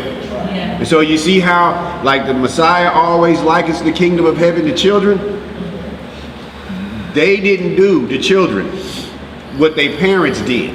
Purge out the red. That's right. Raise up the children. And the children didn't have to pay for the iniquities of their forefathers. The Most High killed them off, and they grew up under Joshua and them, and then moved on into the promised land. But the Lord was not just like when we leave up out of here, Ezekiel 30, be made, or 33, pass under the rod. When he brings us under the wilderness, you're gonna make the purge out the rebels. Okay, those are the ones that ain't gonna get it, because you can't go into the promised land with that mess. That's why he killed that generation off. Go ahead, bro. John 47 says, who were the Amalekites? A descendant of Esau. It wasn't Israelites. I ain't got my phone, so I can't even look it up. He could look it up in the, well, he's going to be on it for him to read. Descendants of, I think Haman traced back to him. Your dictionary. Haman traced back to him, and I think they kind of tie in with the Macedonians.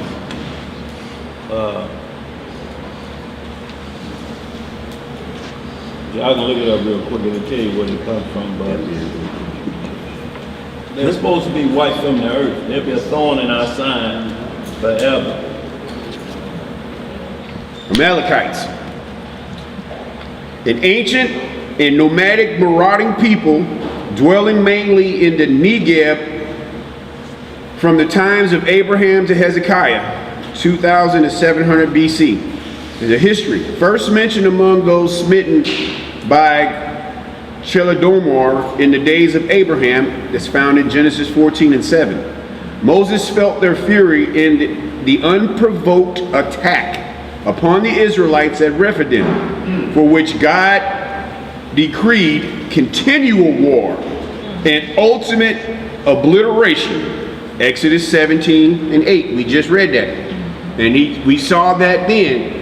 He said this is going to be a generational war. Right. You're going to be banging for a long time, right? Mm-hmm. Just a few more of this and we're going to get back, because there's a big paragraph on them. Joshua and the spies encountered them in Canaan, and they and the Canaanites repulsed the Israelites at Hormah. That's Numbers 14 and 45. During the period of the judges, they sided with the Ammonites and Moabites against the Israelites in the days of Ehud, and that's Judges 3 and 13. So, hold on, see Saul. Saul was commissioned to destroy them utterly, but failed to do so and spared Agag. That's where it is, right there. Agag. Agagite, so I haven't seen. Supposed to get rid of them. So, them are our natural enemies. Like hyenas and lions. They don't get along. They will kill each other on sight. They get a chance. Okay? Said all praise to the Most High. I want to still make sure though that their beginning, because we gotta have a beginning. Yeah. They just told about their land. Where they originally started from. So if it put it back to Abraham, then That's before Esau was born. So it's not from Esau. It's got to be a descendant of Japheth then. But because it's talking about a land mass around the time of Abraham, unless it's just mentioning the land is that old. Put it in the Bible dictionary. But it That's what it's should. read out of it. Yeah, because Haman was that guy. Yeah, Haman was. You'll read about him in Yeah, Haman was a Yeah, Haman was a descendant, direct descendant of Agag. So I'll look at some more things before the end of the day. Go ahead, bro. Yeah, because people in here saying it's Esau. Yeah, It was before that. Yeah. Read on. All right, we're going to the book of Numbers, chapter 22, and we're going to read that whole chapter. What you got on it? Somebody put Genesis 36 and 16 in there, and it says, do Korah. Okay, well that's Esau. Then you go Exactly. start at verse 1. Amalek. Start at verse 1 of that Genesis 36. Genesis 36, it says, now these are the generations of Esau. Generations of who? Of Esau. Okay. Who is Edom. Who is what? Okay. And then where Amalek at in there? Amalek is at verse 16. What it says, Duke Korah, Duke Gatham, and Duke Amalek. See, These are the dukes that came out of Eliphaz in the land of Edom. so the only deal is unless there's another Amalek in there, that's why a lot of people just point to the descendants of Esau, one of the 12 or 13 tribes of Esau mentioned in Genesis 36. And you notice they always dukes and teamers. Those are their prince and king. You know what?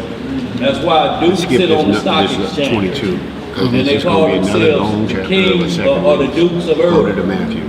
They're the Prince Charles and the Britain kings. They are the dukes Okay. and the teamers. Remember in trading places? Mm-hmm. Who was on the stock exchange? Dukes The and dukes on the stock exchange. Mortimer. So they're high men. And who was that riding that race car with a flag on? What was them? The what of hazards? Dukes. So y'all understand it's all laid out. We just got to see the picture. Everybody names themselves. Whether we see it or not, tribal origins, you'll name yourself, and it's so the prophecies will go forth, so you can't say, because scripture is without excuse. Well, I never knew who they were. Well, every one of these generations, like I say, everybody has to have a start. Everybody's generation, where they come from in this Bible, has a starting place.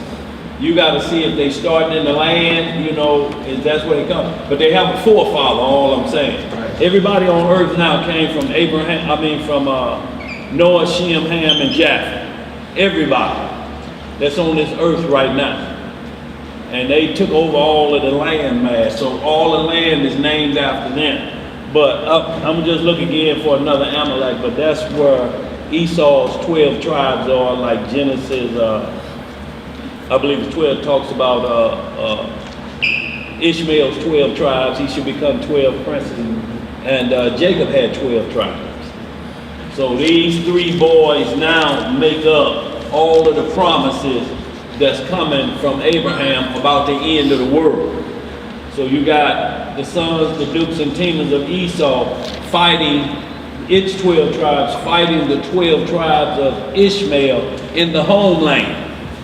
So they're scrapping over a land that don't belong to neither one of them. It's like Crips and Bloods fighting over Coke Ridge. It's United States government property. So they're fighting over Israel.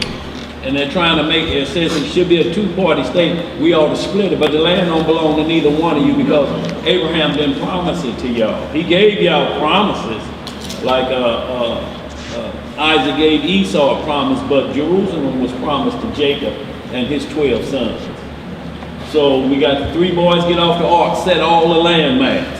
And then we got the three tribes or the blessed sons from Abraham that move in and out of them lands. It's not that they're stuck in one land, because if you look at prophecy like that, then who's in Israel right now are the Jews. That's right. Jewish. You understand what I'm saying? So you got to make sure you don't mix land prophecy with people prophecy.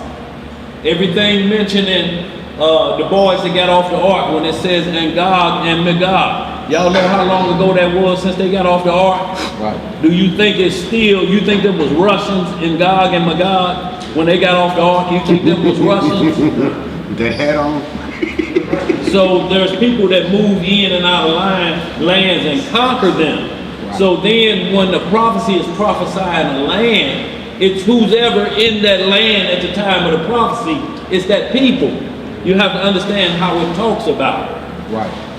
Because if that ain't the case, then who's in the land right now and claiming they Jews, then they would be the Jews. If you mix people and land prophecies together or don't understand the, one or the other, because he prophesied about the land all the time. Jerusalem, Jerusalem. Be peace in it. The land is desolate. It should be trodden underfoot of the Gentiles. But he always refers to nations from their old ancient names, Right. not what we call them today. See, because if you make Russians in the land of Magog getting off the ark, then you gotta put a Caucasian on the ark. Right. And that's gonna be impossible to do. If you say, well, Cain got on the ark, then Cain got on being wicked. That ain't gonna work. So you say Most High saved a wicked person after the flood. After the flood, so you can't get it. The only time you see white skin come on planet Earth after the flood is the descendants of Esau. Or you got leprosy, but ain't no race of leprosy people. Right. Ain't no such thing. Naaman, it said the curse of leprosy would cling to him, but it never said that he had any offspring, any descendants, so we can't go there. You can't make it fit, because you ain't got no more history of Naaman that was cursed as a leper. No more after him, so he could have been his father's only son. When he died, that curse died with him. But there's no curse of leprosy people. It ain't no such thing. No, so y'all, that's where you're gonna get to start at. Genesis 24 is the first time you see anybody that's of a different color or persuasion, so to speak. All right, y'all, what we're going to do here, we're going to skip this Numbers 22 and all. It's another long second witness of what we just read. So we're going to go and move into the New Testament. We're going to read Matthew chapter 5 all, 10 all, and then we got 3 more scripts after that, and that's the class. So, Going to the book of Matthew, family. Chapter 5. and these are where we're shifting to now are the words of our Messiah for us. For while we're going through this, He's gonna tell us what to do. Okay, these are going to be His words talking to us, for us to know and how to deal with this and how to have patience and to be content right now, because there ain't nothing that we can do. There's nothing that we can do but wait on Him. He told us, ain't no man gonna save you, so hold tight, partner. Wait on Yeshua's bit process. That's it. All right, on that Matthew 5, I'm back that up out to 4 and 23. So it's set up 5 and 1. There you go. We're going to be reading in... One? Yeah, Matthew 5 and 1, but I'm No. not... No. I mean, I huh? 24 one. No. We're reading in the book of Matthew, chapter 4 and 23. Let's get some understanding, family. And what you say, Daniel? I just wanted to say something before I lose that thought, right before you get reading. It's just something very important that so we understand landmass. Y'all just study Ezekiel 16 and 1, because it explained landmass. Again, the word of the Lord came unto me saying, Son of man, cause Jerusalem to know her abominations. So is that talk about the people of the land? And say, thus said the Lord, thus said the Lord God unto Jerusalem, thy birth and thy nativity is of the land of Canaan. Thy father was an Amorite, and thy mother a Hittite. So is it calling, it's telling Jerusalem your history started. Your beginning is of Canaanite, because Jerusalem, it was given to Ham's son Canaan when they got off the ark. Right. That's why it's still called the land of Canaan today. So it's not calling an Israelite your father is a Hamite. It started off talking about the land. It says the beginning of Jerusalem It was an Amorite and a Canaanite. These are the original landowners of Jerusalem. But then when Messiah come back, he say, and there shall be no more Canaanite in the house of Jerusalem, because then the landmass name changed to the Lord shall be there. And then Jerusalem is set in stone. But still right now, it's still called the land of Canaan. The name ain't switched. In Deuteronomy 19, you can't move or change a man's landmark. You can't take his flag and stick yours in.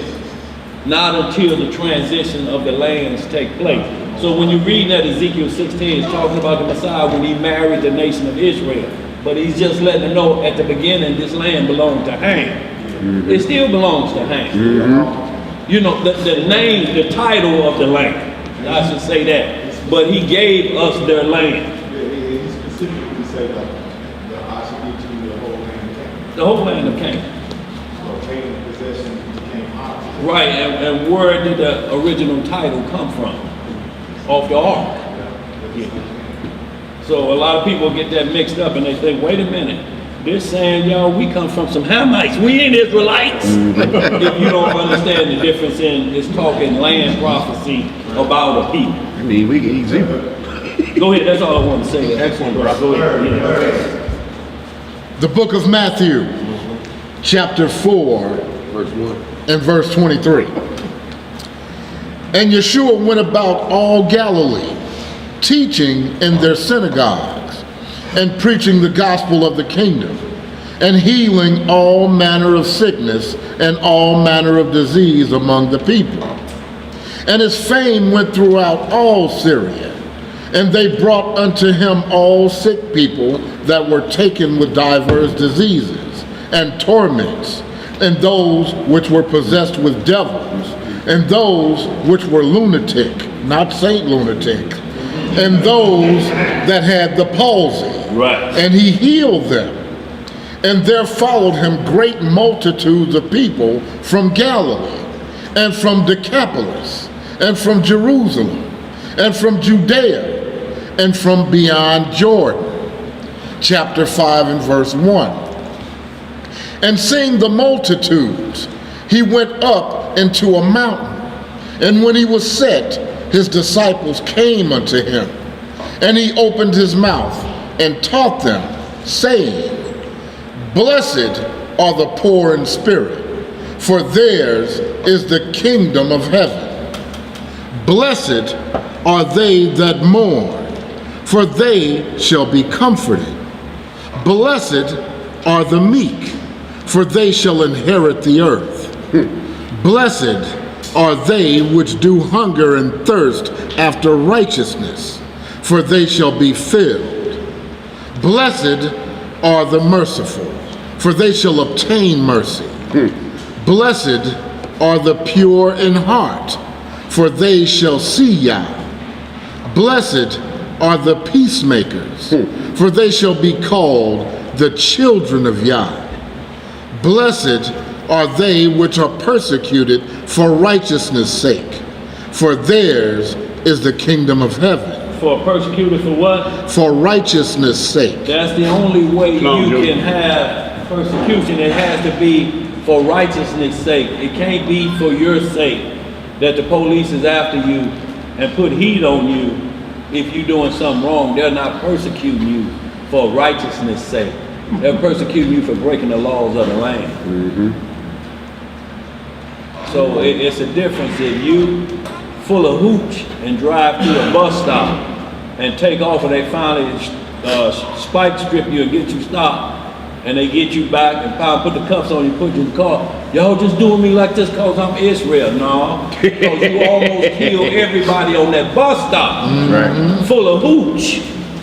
So when you're persecuted, it's all about righteousness' sake. They're going to tell you, we locking you up because you're spreading the word of God. We got to stop this. That's it. That's when you're persecuted, or like Job, when you know, you pretty much, you say, I done checked my record. If it is from the Lord, then it's just time for me to die. Or this a hit from me because I'm watching my steps. You know, and that's what the whole conversation All of those chapters of Job was about his friends telling him, you had to do something wrong or God would be persecuted. He like, look, the only thing I done wrong was keep breathing, more or less. Yes, am I a sinner? Yes, but what's on the table for me to be suffering like this? I don't know why the Most High doing it to me, but I got to accept it because he would have told me by now what it's about. You know, so this has got to be a hit, and he found out it was a hit from Satan at the beginning. That's when you know you persecuted. Like he told Peter, Satan has sought to sift you like wheat. That's what the word was, the Messiah had to warn Peter. Peter, you running your mouth too much. He finna try you. So was Peter tried for righteousness, or did Satan catch him on pulling his sword in front of people and trying to use a carnal weapon for a supernatural war? What it was. He like, Pete, you can't cut off the devil, sir. It was funny. It ain't gonna work with supernatural. How you gonna shoot at a spirit? If a demon come out of you, you think that's gonna work on him? You just gonna kill the dead body that it was in, and it's gonna run down in that herd of swine like it did prior back in the Messiah days. So you have to have commanding power, supernatural power to ward those demons off. Or you'll find yourself saying, I'm being persecuted for the Lord. In most cases it is worshiping another God, like bro just started off here. Have no other gods before me.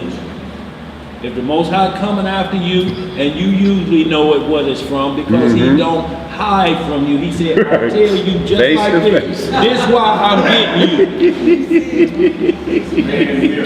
And Numbers, is that Numbers 20 or Numbers 25 when he told Aaron, he said, this is why I'm putting you to death, Aaron, not for the golden calf. Right. Moses fasted 40 days, I forgave you for that.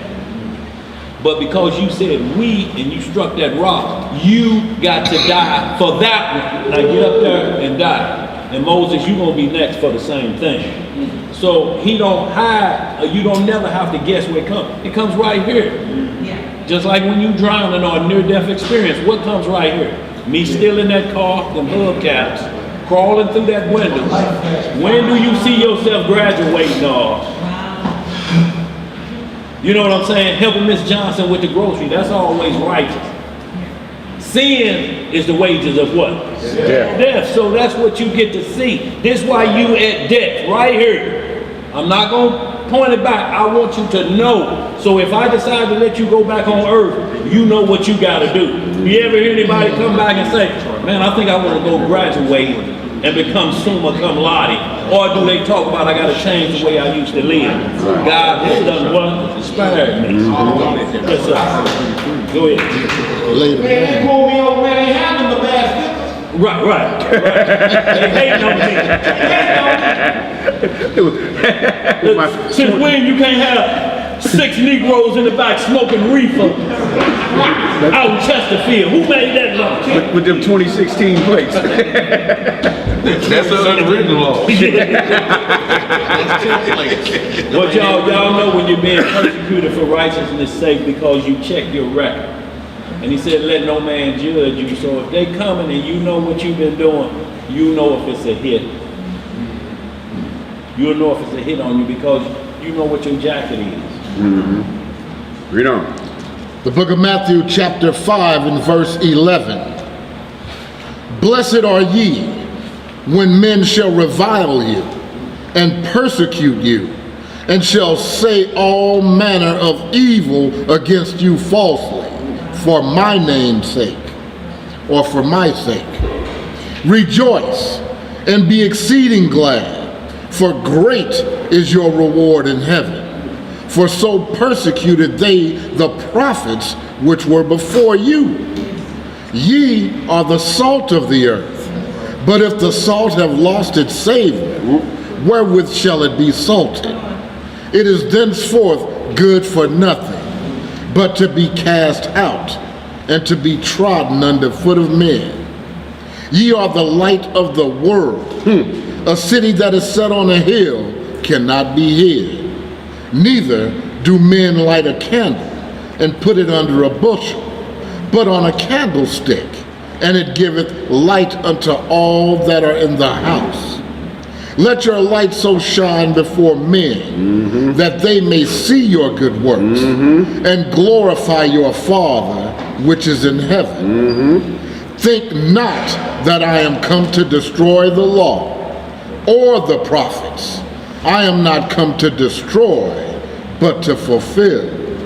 For verily I say unto you, till heaven and earth pass, one jot or one tittle shall in no wise pass from the law, till all be fulfilled. So that's where we are right now, waiting for all to be fulfilled. So there ain't nothing, no power movement that's going to advance us to the kingdom. There's no power movement that we can pull that's going to make the Most High go against what he just said. There's nothing that we can do that's going to force prophecy. Although many have tried, but there's nothing. So that's where this patience comes. This is where that's all you got to do is be worried about yourself and being faithful, like he just said about Job. Job checked his own record and said, I ain't done nothing. I know what the difference is. Okay? That's how you got to do. You got to know your own record. So when adversity comes, do you deserve it? Is it the Lord chastising you, or is the devil messing with you? Don't give credit to the devil when the Lord is in your tail. Right. The Lord is on you, you better recognize. And you should know that you're messing up. And that's how you turn back and say, Lord, I see for what you whooped me for. Right. And I'm sorry. And I repent of that. Right. Because you can't bear false witness on the devil. That's right. You can't let out come out of your mouth, the devil made me do it. The devil ain't made you do nothing. The devil start off fairer than most people you know in your own house, because he start off and ask you, what did the Lord command you? Not to talk to you. Why you talking to me? I don't know, I just like what you may have to say. Say, I thought you would. And then you end up saying, I wish I had to follow my first mind. You know, because the devil ain't never made nobody do nothing. It's the same program for him. God told you you can't talk to me, didn't he? That's what he said. He just don't want you to have no fun. What kind of God is that don't want you to have no fun? I don't know, but you got fun in that satchel? Yep, I do. You done fell for the bag. Read on. Your bag lady. You done fell for the bag, boy. Toe tagging bag. Yeah. All right, verse 19. Whosoever therefore shall break one of these least commandments and shall teach men so, he shall be called the least in the kingdom of heaven. But whosoever shall do and teach them, the same shall be called great in the kingdom of heaven. For I say unto you, that except your righteousness shall exceed the righteousness of the scribes and Pharisees, ye shall in no case enter into the kingdom of heaven. Ye have heard that it was said by them of old time, thou shalt not kill, and whosoever shall kill shall be in danger of the judgment. Y'all see how many people that we've seen being killed by people who killed them. And what are they in danger of? The judgment. Does that, what's that law that, it's a term, that why the cops can't get prosecuted for this, right? Statute of limitations. No, it's a term that protects them from being prosecuted. I know it. It's been all over the news in the last few weeks. But Blue Shield. right. See, Well, legally, they get the benefit of the doubt, pretty much, because they're police officers. So automatically, they get an advantage over you because they're supposed to be keeping the law. So automatically when they go in, it's certain things that Something they immunity. can't be charged for. They I get know what you're talking a about. certain, it's not immunity because they can't But- break the law either, but they get the benefit of the doubt. When the grand jury look at things, they say police get away with all of this right here. That's basically what it is, a benefit of the doubt, but it's a benefit certain of the word doubt, for yeah, it. it's a I just can't remember It's, what it it's was. something immunity, but the point of it is, that's what everybody's screaming out. If you take that immunity from them, What is it, public immunity? no, it's They don't get a pass to kill. They just get an advantage if you grab for their weapon. They put laws in there to say, I have a fearful law. You know, if this individual is only us as an individual, that where he had the strength of 10 men. it's granted immunity or whatever it is, it's the term. But the point of it is that everybody's saying, if you take that away from them, that is the only thing that is going to stop them from killing us like they're killing us, though. That's how they keep getting, the reason, talking about, and the how they reason, keep getting away with it. That's They keep coming up innocent. right. That's the very reason why there's a term that's something immunity. It's part of their oath. Somebody said That's qualified immunity. Yeah. Thank you. That's it. Terry Qualified Long, immunity. yeah. That's a professional way to say the Yeah, benefit that's of the doubt. So If with it's that just you and the police and he kill or he shoot you and it's just y'all two, we probably gonna take his side. but see, the qualified immunity is what they're saying. That's the reason that they say, I'll kill him and I know I'm gonna get off, or I'll kill him and I got a great chance of getting off. Right. But the point is, they're saying you take away that qualified immunity, that's the only thing that's going to stop them from killing us like they're killing us. Okay, so that's what's in the news, that's what's being debated. This all this stuff in Capitol Hill, all this stuff, all the way to Supreme Courts, everything that right now, but see, certain people keep wanting to push that aside to keep it. But the world and the public is crying out saying, and legislators are saying, we're trying to get this qualified immunity taken away because we know that's the only reason they're killing us at the rate that they're doing because of that reason. Yeah. You take that away from them and they know that they, as a second thought here, there's a difference where I know I'm gonna kill somebody because he's trying to kill me, but there's a second thought now that says, I know I'm doing wrong. And I know that if I kill this cat, I could face life in jail. Okay? That's that stopping thinking mechanism for them. They don't have it right now. They don't need it right now. But it's gonna take 10 years for them to learn it. Because they've had 3 knee to the neck since then. That's right. That's what it's They've saying. had 3 And they got strangulations one of them. since the law been put out. And since that put out, one cop has already been charged with it. They done put that law out wherever he was, and he did it after that law came out. Nope, bring your tail on in Bring here. it back. And they got one they just called to say he can't wait for the race war to start. So we can annihilate them. They ain't worried about that, y'all. This is a civil rights constitution law that's finna be scrapped. This civil war, y'all. So they're not concerned about this. They're looking at our kingdom is finna end. Now we got 1 or 2 ways to look at it. If it ends with them supporters of Black Lives Matter, then they're gonna be running the United States. So the war ain't gonna be between us, it's gonna be against those 2 white powerhouses. That's a race war. We ain't got enough weapons like bro saying. You gonna run out of bullets. And if they start the race war on January the 1st, we through. Because everybody shoot their weapons up New Year's Eve, don't they? You ain't got a bullet left in the house. If they ain't shooting it up in the air, they Right. shooting it on each other. Or shooting it on each other. So you'll never be in a race war with a dominant power that has Navy, Army, Marines, and Air Force. We don't have that, y'all. We have an Air Force of angels, but we got to pray righteously, and they'll intervene for us like they did for Jacob, like they do. We have the Air Force, like Messiah told him, I call a legion of angels right now, and settle this matter. So we have that power force, but just a physical force. Who you gonna get, the Black Panthers? She having them niggas Have them work in the Senate, don't they?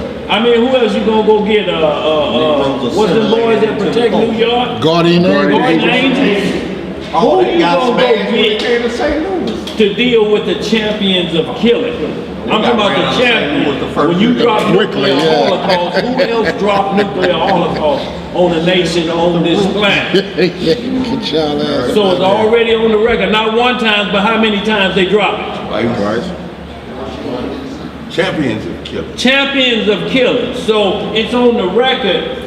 We'll tell you, we'll turn you into a parking lot in a second. We'll make that whole land desolate. Let's read on. It won't even better happen. Verse 22. But I say unto you, that whosoever is angry with his brother without a cause shall be in danger of the judgment. And whosoever shall say to his brother, Rakah, shall be in danger of the council. But whosoever shall say, Thou fool, shall be in danger of hellfire. Therefore, if thou bring thy gift to the altar, and there rememberest that thy brother hath aught against thee, leave there thy gift before the altar, and go thy way. First be reconciled to thy brother, and then come and offer thy gift. Agree with thine adversary quickly, whilst thou art in the way with him, lest at any time the adversary deliver thee to the judge, and the judge deliver thee to the officer, and thou be cast into prison. So that's that term you speaking of. Yeah. What is it called? Qualified immunity. See, this what gives them qualified immunity if you don't follow these instructions of your adversary catching you short. It don't mean you have to do what they say, because if they say bend over and let me grab this nightstick up in there, you can't do that. I mean, so but the bottom line is they pull you over. Pretty much a what's fight the at that problem? point. You know, okay, you ran through a stop sign. You out on a dark road and the next service station is 20 miles away, and he with that walkie-talkie, just take the ticket and leave. Who gonna come to it? Just agree with him, okay, I agree with you speeding. You get to still say your piece In court. in court, That's what they say. Take it up with the judge. but you ain't gonna be able to say it laying out there on that highway, and all he said was, I pulled him over for that busted tail light, and that nigga went crazy. And I told him I don't like your ass. See see what the difference is, that when they talk about agreeing with your adversary in a way, like he's describing, just take the ticket. We see here by us being under this curse, how many videos have we seen of brothers agreeing with their adversary, and it still went foul, and still, because I don't understand why when you talk to a black man, you just got to run up and mow him down, slam him down on the ground, pile up all on top of him, 8 or 9 of y'all, got him in handcuffs, and you're still on him. Right. Why can't you stand there and talk to the man? I saw just a video yesterday, a man was walking down the street, and the police ran up on him. They said somebody called about suspiciousness. He said, what? And it turned out the person that they suspicious of was somewhere else, and the dude was just walking down the street. He ended up in jail for nothing. For nothing. Well, the Lord will come to your rescue. That's what we talking about. You gotta have the Lord on your side. Joseph did 12 years in Egypt before he was let out. And if I'm mistaken what you were saying, you're right, that brother was talking to another brother police officer. The other Yeah. pulled up, didn't even know what was going on, walked up, and just looked at him. Yep. That happened here in St. Louis, where an off-duty brother Came out of his house. He came out of his house, and somebody that did commit a crime ran past him. He ran down with the police. They caught him. And so he's standing there, right? He's standing there in plain clothes, talking with the police, and the Gentile cop rolled up on him and jumped out, and immediately started attacking the brother. And he one of them, and he a cop, and he just jumped out his car, and just started. And how do you do that? And they standing there in the He had a conversation. pistol in his hand. Yeah, because he was A strapped. black man with a He was pistol in his strapped. hand standing next to the police. You know, so they're not checking first to see if he's a police officer, but common sense should have told them, well, they ain't drawing no weapon, Right. and they just standing there chatting with him. Right. Why are they letting him have his pistol like that unless he thought, see, and it's because of how they look at us. He said, they probably said he got him hypnotized. Right. He I was got to under go save my police brother. And they shot him a couple times. He's still suing them. But he, and he had his badge out. But I'm just talking about that's how quick they do it. They jumped out the car. They didn't ask no question. They just started firing because they trust in what was that called? Some immunity? Qualified immunity. They're taking that and exceeding the affliction with it. Further than the affliction because they say, I can get away with it, y'all. But look, I'm gonna just say this right, let's move on. Because of what's coming in, the Antichrist coming in, they're preparing this so it looks like the Antichrist is going to be reading minds, that he's going to be getting your throat. So what they have to do is make everybody think it's equal. Y'all, ain't no coincidence they bringing all the police in and they charging them now. All of these crimes, they bring up 3 and 4 year old crimes on them. Any case they've been involved with, throwing it out. So we see a change coming. We see monuments being pulled down. And Trump already done tipped the hat. He said, I heard they finna tear down some white Jesus statue. He mad about Albert National Pike. Guard. He gonna put Albert Pike back up. Albert Pike. But the news is gonna say, well, we ain't heard nobody saying they're gonna tear down no white Jesus statue. But they next. So that we really need to focus that when you start to see their monuments coming down, it's almost the end of something. The end is not yet. There may be a new constitution with the Antichrist coming in because when he come in, he says it's gonna cause rich, poor, free, and bond. So there'll be nobody off limits. The police ain't off. They're not letting the police off anymore. So I want y'all to understand that because it's setting it up for something else. It's the conscience. Everybody's conscience. All the Karens are getting caught saying, I can't stand you niggas, go back home. And they're saying the word on film and they're being caught. They're being punished. Losing their jobs, kicked out of their houses and apartments. See, they used to get away with it. It ain't like they gonna go undercover cause cameras out of there. You cannot unless you change what's inside of you. Cameras don't change that. Right. It has to change within. Right. All of these people, though, you don't think they care about no camera? How you care about a camera when somebody doing like this? Say it again. Say it again. You think and these are young people. Say it again. And to see the patience that they have because they know, this what you doing to me, I'm getting more out of this. I'm getting you back for what you doing to me. I'm finna ruin your life. You know what I'm saying? I'm finna ruin your life because there was this video I saw yesterday.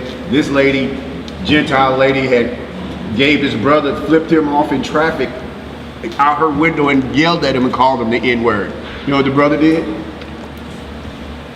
Just filmed it. Followed her right to her crib. And she jumped out that car, was hollering, screaming, crying. She knew she was busted. He's like, oh yeah, you busted now.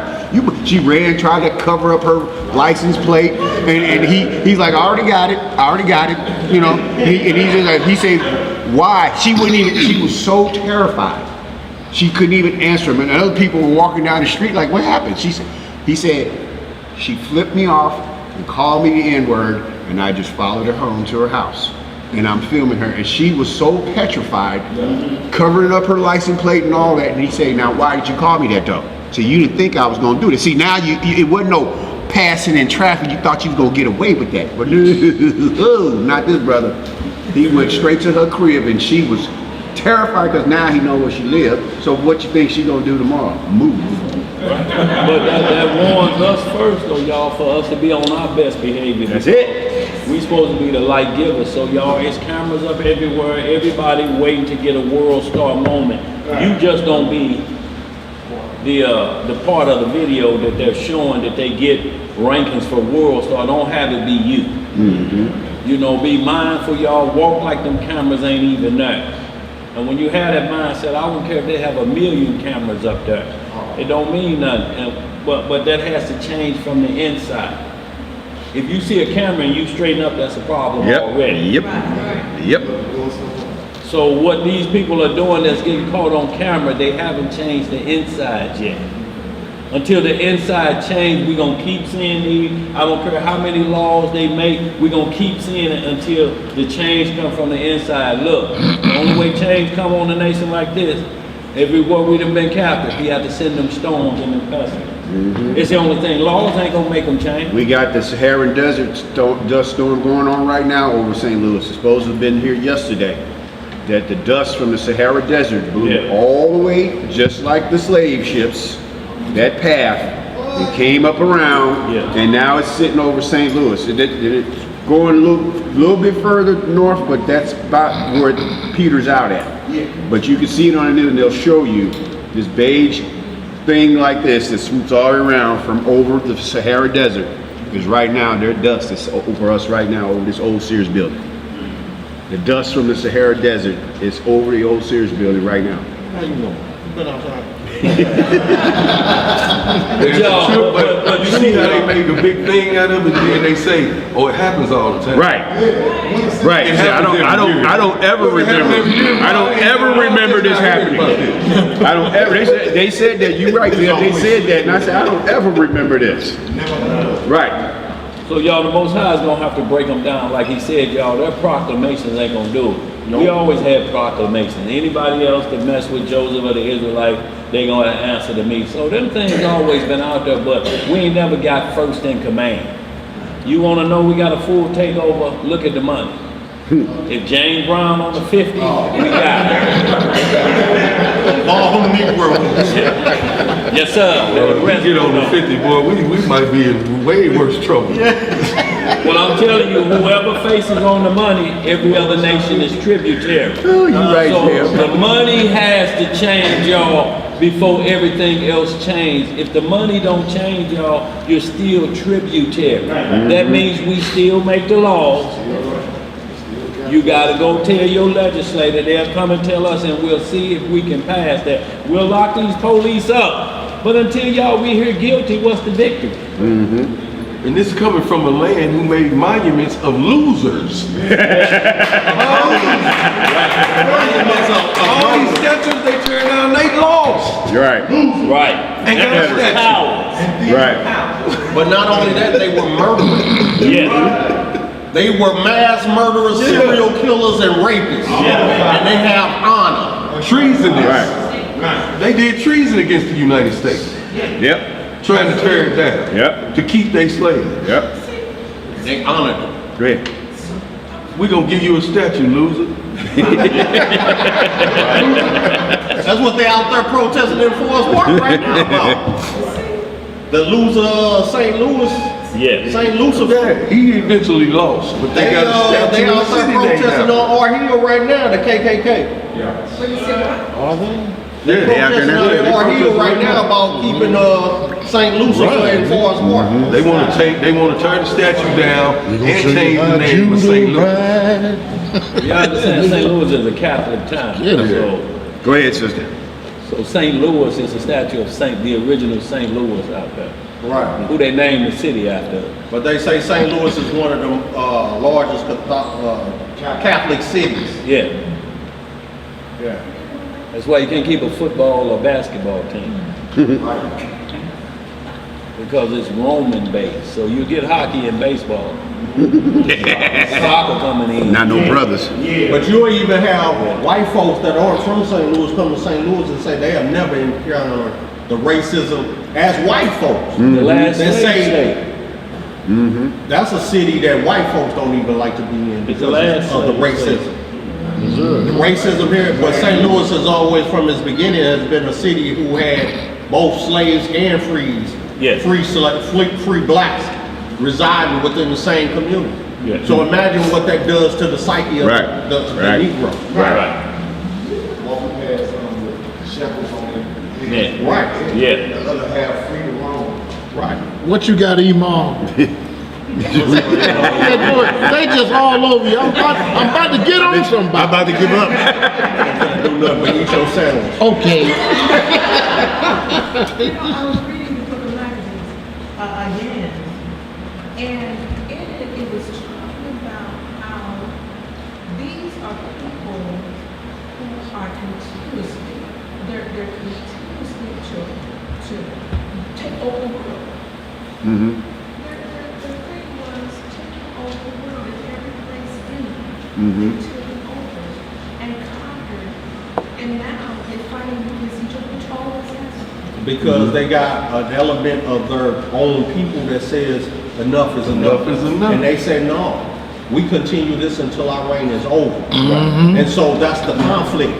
Because how it's just like in the Civil War back in the 1800s, the southern states was like, no, we're gonna keep these Negroes doing what we want them to do because this is our economy. As a matter of fact, it's feeding your wealth up north. Right. But the up north, they was like, no, but you killing the workers. If you kill them, there's no income coming in. There's nobody to work the land except for us, and we ain't doing it. That's right. So that became the Tried that with the over the Chinese, Negro didn't they? issue. So the same thing is happening again. It's the Negro issue. What do we do about the niggas or the Israelites or those blacks? What? Because see, an African don't get the same treatment. Sure it's don't. only when he's judged by one ignorant heathen that don't know the difference. That's the only time. Like but those outside three. of that, the Hamite and Canaan and all the other nations come over here and do as they please, as they see fit. And they are given income. They're given wealth, generational wealth, once they come over here. And then they're told to set up your establishment within that community, the Negro community, because you're going to build your generational wealth through them because they are the biggest consumers that own nothing. You familiar with them? I know you remember from 3,000 years ago. It's still, they still around. You can still do them like you did them in Egypt. Right. They're the same people. Yep. They back in trouble again. It's crazy because most of them know it. We just don't know. Right. But they know come y'all over in here and want to trouble be again. like us. Y'all in trouble again. Let's keep going, y'all. The book of Matthew, chapter 5 and verse 26. Verily I say unto thee, thou shalt by no means come out thence, till thou hast paid the uttermost farthing. So out there protesting, $1,000 fine. Pull down one of them statues starting at 10 years and $10,000 fine. So this is why it's saying, you know, we can't be caught up into things that's not going to give us deliverance from the nation. That's what the prophecy said. We got to be careful, y'all. These Black Lives Movement is just like the Civil Rights Movement. It's loaded with homosexual rights and laws to be passed, covering it up in Black Lives Matter. Now, this is a push for make this Sodom and Gomorrah again. And like the days of Noah, that's what the push is to do, the push. So what justice and peace you gonna get when that's on the books? Thou shalt accept a man with a woman, with a man, like as a woman. No justice, no peace if we don't get that. Thou shalt watch two women handling business, like it's a man and a woman. We gonna holler no justice, no peace until we get that. Because they all fall under the category of minorities now. So they don't have to be specific when they talk about addressing the minority issue. All of them considered in that. And so the blacks, the so-called Negro, still lose out on whatever grants and things that are presented for the minority cause. So Black Lives Matter, if you see, Black Lives Matter was started with lesbian women. And see, like he's saying there, by them being included, so it starts out with black people, right? Black Lives Matter, and then you got the homosexual agenda that's in there. What's going to happen? Homosexuals going to keep moving up in that, and the Negroes are going to move down and still end up at the bottom of the barrel. Because if you listen to them, they say Black Lives Matter, but then they say all people are created equal no matter what you believe. So black, it ain't about Black Lives Matter. You gotta see the undertones of it, the fine print of what's going on. Because it really has nothing to do about black lives. It's about an agenda, a hidden agenda of inclusion. Exactly. It has nothing to do with us. Smoke and mirrors. As long as they've been pushing that agenda, black lives are still in danger. Right. Even more so. Right. Because so what is it counteracting? Right. You're not seeing homosexuals being beaten up. You know, you could cop pull over a gay man and he got rainbow hair or whatever, he pull him out the car and beat him up just because he's gay. Have anybody seen that yet? No. Waiting to see. It's probably happening with the roller. But y'all don't lose sight of the civil rights movement. Baynard Rustin, if I'm pronouncing his The name homosexual that started. He had most of the agendas going in the civil rights movement. Yes. There's actually a photo of him standing in the doorway talking to Martin Luther King about their next move. The only problem is Martin Luther King in the bathtub, taking a bath. And he's just standing right there, and they're having a conversation, and he's like this, and he's saying, yeah, I think we ought to go to Selma next. He said Martin And he's Luther like, King. well, Selma is where we need to go. He didn't have no bubble bath in there either. He actually orchestrated the March on Washington. Right. Where he delivered the I Have a Dream speech. But they took him out of the roster to speak. Right. They told him he couldn't sit next to Martin because he was a homosexual. Right. And they didn't want it to be bad publicity for Martin. But he was Martin's right-hand man for a long time and orchestrated mostly all the marches, orchestrated the whole March on Washington, all these things he did. By himself with the help of some of the his white constituents. That's him right there, Bayard. However, Bayard Rustin looked like Eddie looked like David Ruffin. David Ruffin to me. But he was a known homosexual. Yeah, he the one that but he organized most of the things that Martin was involved in. But because of his admitted homosexual activity, they actually blackballed him from being involved or having his picture included in a lot of the activities that went on back then. But he was the one who organized most of them. But they took him out of the equation One because time, he was a back homosexual. then. One time, Right. they had legalized the parades and all that, so it was just too much at the time Right. for it to be like it is. Right now, y'all, we got gay parades, and who leads the world in the gay parade? Jerusalem. See, so when you understand it's being trodden underfoot by the Gentile, then you understand that, because out of all the places on planet Earth, why would that place lead the world in that type of activity? Said he beating Atlanta. Read on. Verse 27. Ye have heard that it was said by them of old time, thou shalt not commit adultery. But I say unto you, that whosoever looketh on a woman to lust after her hath committed adultery with her already in his heart. And if thy right eye offend thee, pluck it out, and cast it from thee. For it is profitable for thee that one of thy members should perish, and not that thy whole body should be cast into hell. And if thy right hand offend thee, cut it off, and cast it from thee. For it is profitable for thee that one of thy members should perish, and not that thy whole body should be cast into hell. It hath been said, whosoever shall put away his wife, let him give her a writing of divorcement. But I say unto you, that whosoever shall put away his wife, saving for the cause of fornication, causeth her to commit adultery. And whosoever shall marry her that is divorced, committeth adultery. Again, ye have heard that it hath been said by them of old time, thou shalt not forswear thyself, but shalt perform unto the Most High thine oaths.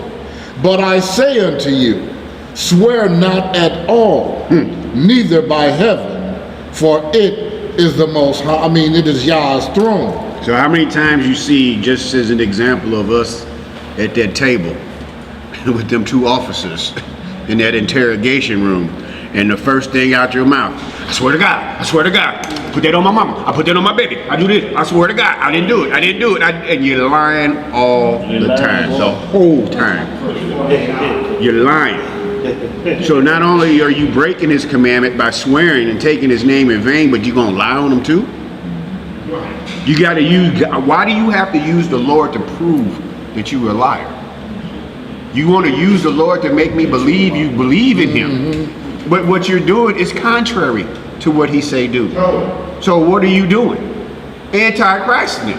You don't know. You have no clue. But how often is that the first thing I swear to God. I swear for God. I swear for God. It's all you hear. Read on. Verse 35. Nor by the earth, for it is his footstool, neither by Jerusalem, for it is the city of the great king. Neither shalt thou swear by thy head, because thou canst not make one hair white or black. But let your communication be yea, yea, nay, nay, for whatsoever is more than these cometh of evil. Ye have heard that it hath been said, an eye for an eye, and a tooth for a tooth. But I say unto you, that ye resist not evil, but whosoever shall smite thee on thy right cheek shall turn him the other also. Now, see right in here in these teachings, of course he's going to give us the end answers of it. But see right now what we think, and you weak in the faith and you reading this and you say, how can I do this with what's going on out here? How can I feel like this? What we reading and read is what the Messiah is telling us. How can I feel this way and I see my people being slaughtered in the streets? Well, they ain't my people. For one, because if they were doing the things that we just read, the Lord say don't do, what are you doing? You're not doing what he say to do. And we know we're not supposed to be unequally yoked with these people. This is what it is. Y'all understand that this is what he's telling his people to do. And we can see the difference of who's doing it and who ain't doing it. Okay? We see it all the time, every day, all day. All right? Read on. Verse 40. And if any man will sue thee at the law and take away thy coat, let him have thy cloak also. And whosoever shall compel thee to go a mile, go with him twain. Give to him that asketh thee, and from him that would borrow of thee, turn not thou away.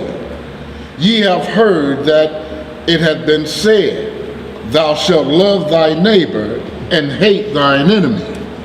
But I say unto you, love your enemies. Love your enemies. Bless them that curse you. Do good to them that hate you. And pray for them which despitefully use you and persecute you. So is he saying to us, go up and hug a cop?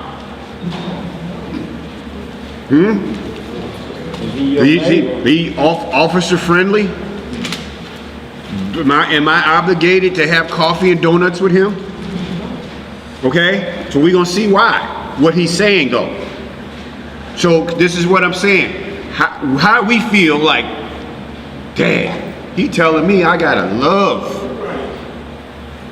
all them police officers that killed all of my people. So he's gonna explain this though. Read on. No, go ahead. Verse 45. That ye may be the children of your Father which is in heaven. That's your answer right there. So, and what brother's talking about, there's a strategy to war. He never told us turn the cheek. So you got a lot of people, you had a Muslim doctrine come and say right there, your God say be a slap toy. Well, everything Messiah is speaking here is spiritual. It's like when Moses went up to Mount Sinai, this is called the Sermon on the Mount. So this is where he's giving instructions. He's saying, you heard Moses say an eye for an eye. But new sheriff in town, this is the order of Melchizedek, I'm the high priest. I say, if your enemy do this, turn the other way. But Messiah came to Israel first. So what he's telling Israel, the enemies are the foes of your own household. It's why you keep saying over and over, I can't get my family members to do right.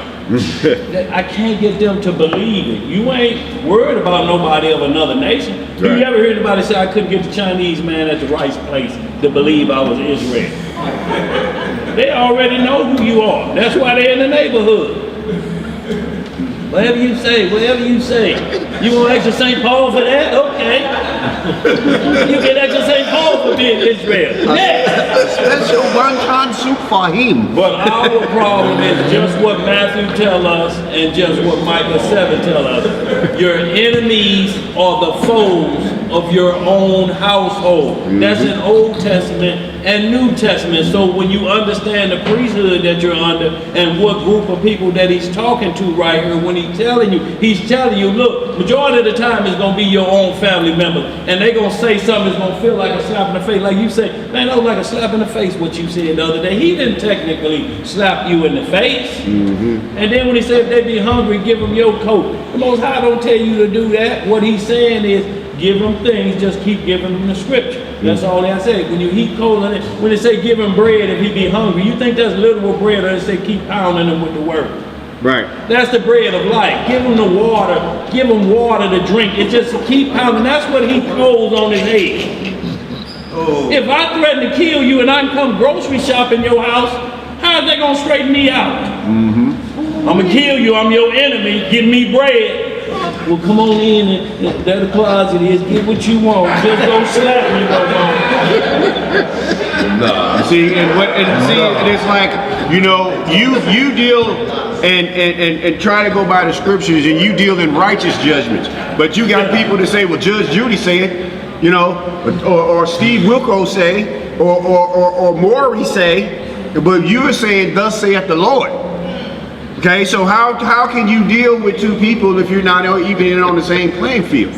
Right. No, you're saying, thus saith the Lord, and they say, but Judge Judy say. You know what I'm saying? So you already know who you're dealing with.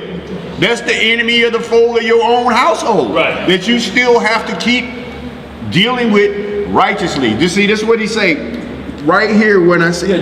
Somebody go ahead while you get there. Get Micah 7 and 6. We didn't even finish the 45. So, but I'm gonna read the first part of it. He says, "For that ye may be the children of your Father which is in heaven." Right. So he's making a distinction. Yeah. Don't worry about this mess right here. Right. You do, and that's your father, and you are his child.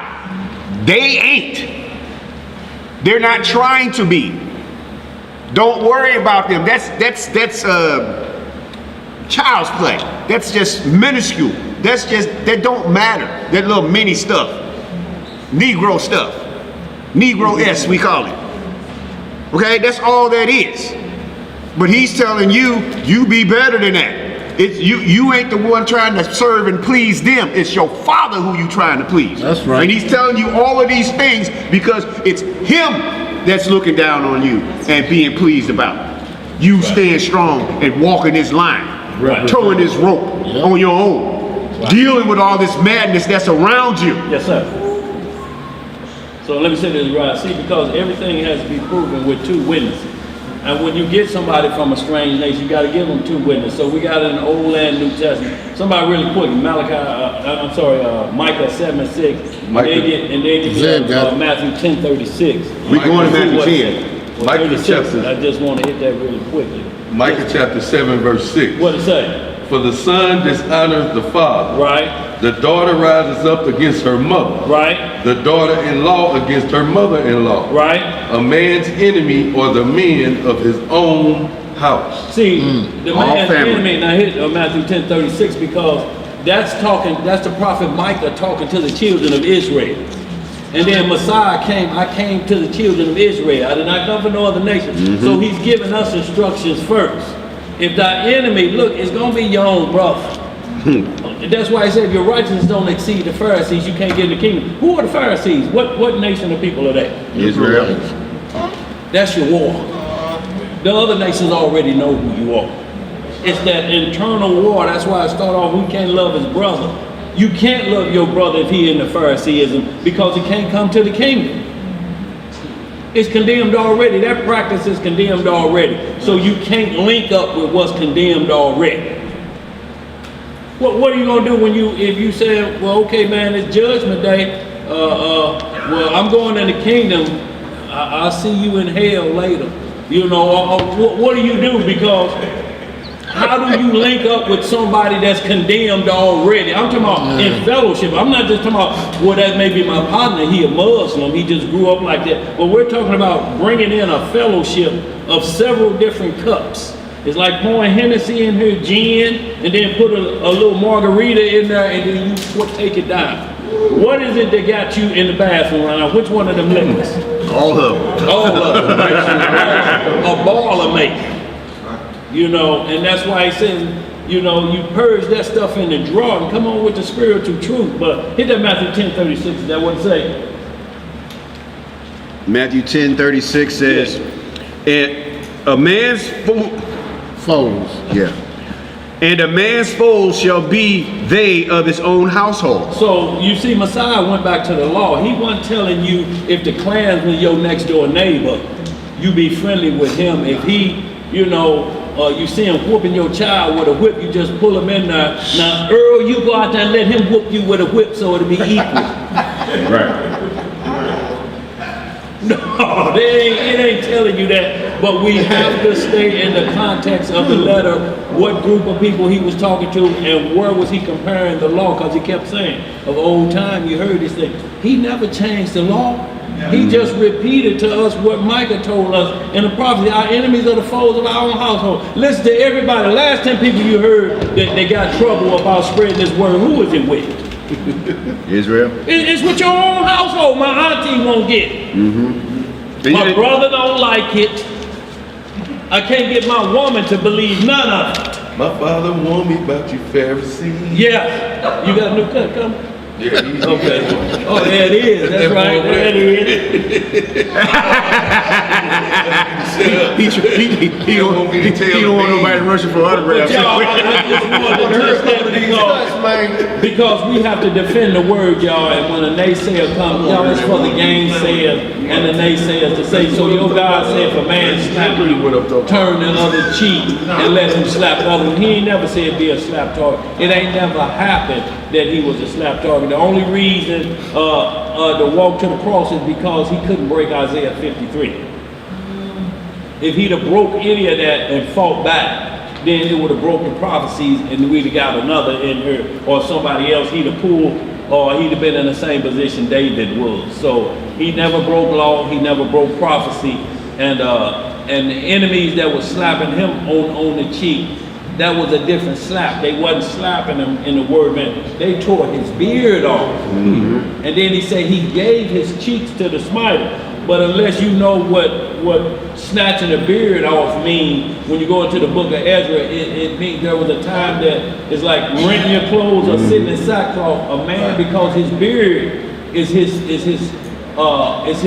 glory, so to speak, his lower glory. It represents certain things. He would grab it and snatch a patch out of it, just like a man would rent a nice garment and sit in sackcloth, because he want to tell you, I'm humbling down. This beard don't mean anything. Right. That's why he said he gave his cheeks to the smiters.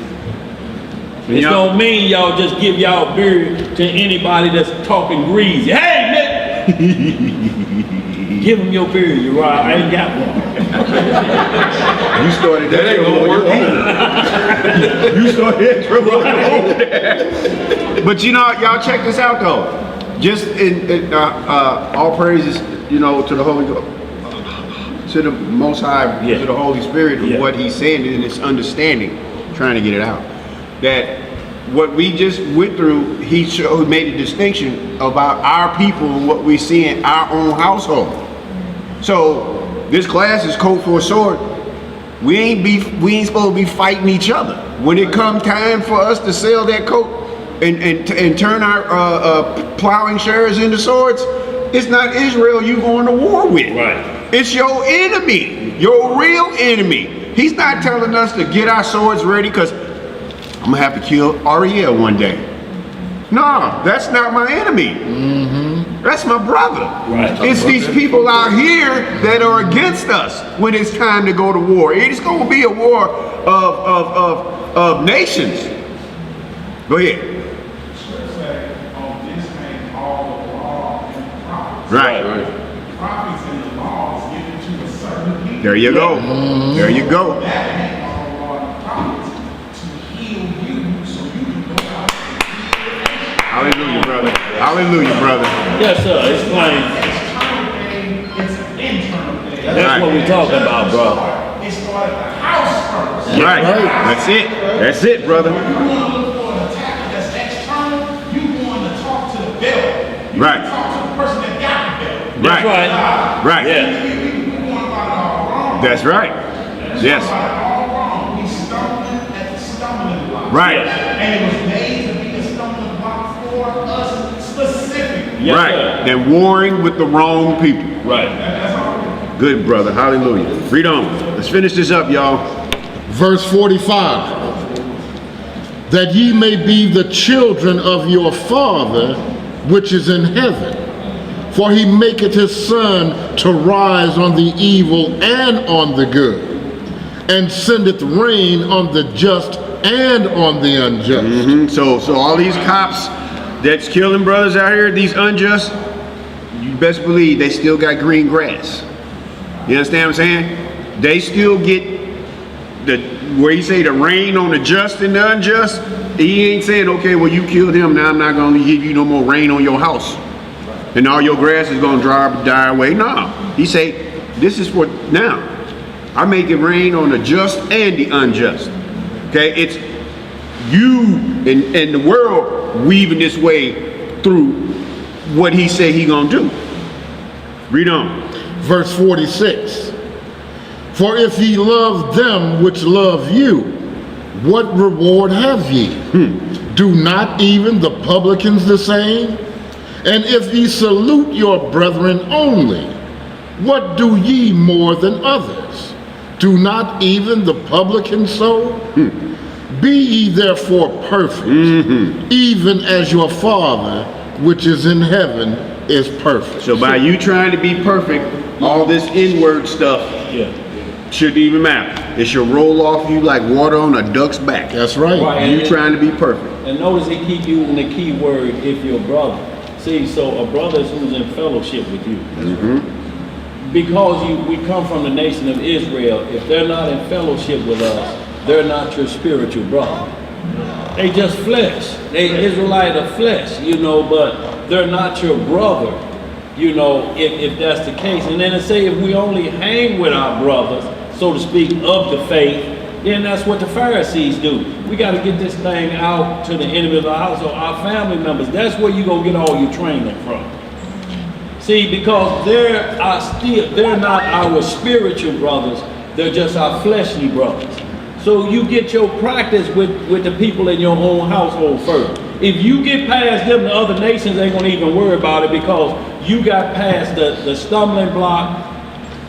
You got past the point that's what's going to stall your ministry because we worship idols. We go to Sunday churches. We do all of this stuff. So that's where your battle at. But if we just hang with each other in here, pretty soon we're going to be warring against each other because we ain't doing no more work. The light still has to be going to Israel first. To what it say? Honors, riches, and glory to who first? And then who? The Gentiles. Pain, punishment, and tribulation to who first? And then who? So, a light, we have to be a light to our Gentile-minded Israelites first before we go to the Gentiles of the world. You have to get them on point because you need more people joining your team. You know how many other nations it is besides us? So you need more people to get out there. If it's just you, y'all gonna wear out pretty soon. So you keep getting your family members involved, those who look like you breaking them off so they can be a light to the world because they can't be a light to the world. You are Israelite and they Muslim. What is the world gonna say? That's why when the law ain't being administered like it to. That's why when they say, I don't eat pork, what's the first thing our people say? You Muslim. That's right. You don't celebrate holidays. What you Those are our people. You're not having them discussions in the halls of Congress or at your white family's dinner table. You're not having those discussions with them, are you? You're having them with your people, and they look like it. Look here, come here, Uncle Earl. Look here, here you go. Here you go. Here you go. You got that Bible with him. Yeah, here you go. Don't say nothing. Don't say nothing. This is the favorite one I like. Don't get him started. Don't get him started. Don't get him started. Yo, that's your battle. My favorite thing to say to fail. We put yourself over there. But that starts to be the positive sign when they start to cook your food separate. Yes. So that's when you know you're starting to gain ground with your family. But you can't go in there hating them and want to kill them, because that's what he say. If you want to kill those that look like you, then the kingdom ain't going to be for you. You just going to have the same image in your mind there. I better not see him in the kingdom. I'm telling you, they owe me $30. And I want my money. So y'all, we have to understand the language and who he's talking to right here. Because it started off, who did he take up to the mountain with him? The disciples. His who? Disciples. What are them disciples? What nation? Israel. It's just the 12, all of them. He took them up, and this is what he's breaking off to them. This the priesthood. Don't, if you be like the Pharisees, they just got a little clique. You got to get outside the clique. You got to go get your family members in this. Everybody know, do you love your family members? Yeah, I love them. Well, why you giving up on them? It's going to take some time, but they'll come around. They'll start cooking separately. The least one who you think is listening, that's the one going to come to you and you say, you know, I asked them why you don't come over on them days, and they told me, they said you was crazy, but I've been listening to you. That soul one is better than 50. Of all of them, yep. If you don't understand what it's saying, you got to, that's your practice, that's your wilderness. If you get what was Moses' problem in the wilderness? What was it other nations, or who was it? Israel. Who was it? Israel. Okay. Dathan, to be specifically. But he had to love them to the point, but love is the keeping of the commandments can only go so far. First and second admonition. Don't keep on trying to pound it into them. You get 2 times to tell it to them right. If they reject it again, kick the dust off of your feet. Yep. And keep it moving. But you can't go in there blasting them, talking about that preacher and this and that. You can't start off like that. You're going to lose them right off. Yeah, I did that, y'all. I lost a family member. She just wished me Happy Father's Day one day, and I let her have it. Yeah. My cousin ain't talked to me in 6 years. In 6 years. Behind that, was I right or wrong? Wrong. I was wrong, way wrong. I know that now. Right. Did you apologize? I ain't even talk to her. I can't. Right. So y'all, that's what we have to always be mindful of. He's trying to get the whole house trained because it won't look bad if you're going law to law with each other. But he's saying there's going to be times, because he went law to law with the Pharisees and the Sadducees, didn't he? He said, y'all can't hang with me. Y'all got to change y'all ways. Y'all can't come with me. Y'all ain't even invited. Now look, he didn't invite them and couldn't hang out with them, but who did he go hang out with? The sinners.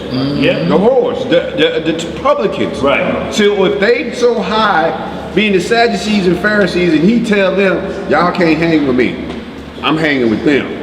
Now what? That's the exact opposite, right? Yeah. Exact opposite. But those are the ones they needed. They needed it too, but they rejected it.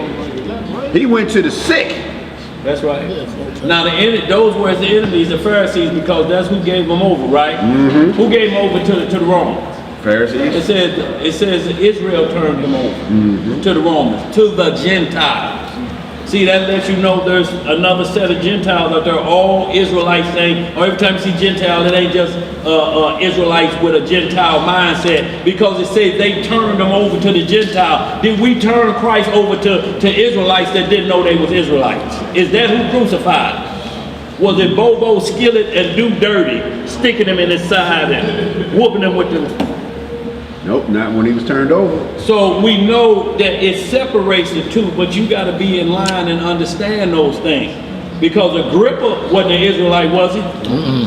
Acts 28, he said, preach old Paul, he said, you almost got me ready to be a Christ follower, a Christian. He said, not only you, but you and your what? Whole household. Unless you can find Agrippa as being an Israelite, then that's giving the word to a Gentile man. So y'all, it ain't hard, it ain't rocket science. We just gotta pay attention to the language. That's all, y'all.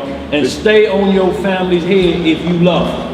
If you love them, you'll keep showing the light. It ain't mean you gotta pound them every day. You have to walk the light. Let them see that Because light. you come in with a Bible don't mean nothing. Now check this out. You see how what he just said about we turned over our Messiah, his own people, into the hands of the enemy. But the Most High told us way before, if what we would do, he would do to us for our disobedience, we disobeyed. We turned ourselves over to the hands of our enemies. We the ones put ourselves in this position. We are the ones that are the reason why we live in the conditions that we live in and have to go through the things that we go through, because we did it to ourselves first. We disobeyed him and knew what the punishment would be and said, we'll still take that whooping. Yeah. And look at us getting whooped every single day for our own fault. Our own fault. We did this to ourselves. Okay, let's read on, y'all, so we get out of here, because we got a few more couple of scripts to get through, because he called two of them out that I already got written down. He used already, so, but we still gonna go finish up this We just Matthew did. 5. You did? Yeah. Give me chapter 10 on. That's on Daniel Solomon. Then we're going to Mark 6, 1 through 13.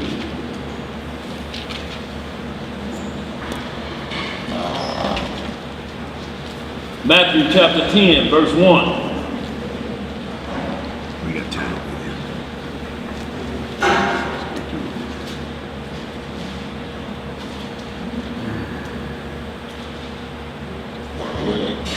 Mark 6, 1 through 13.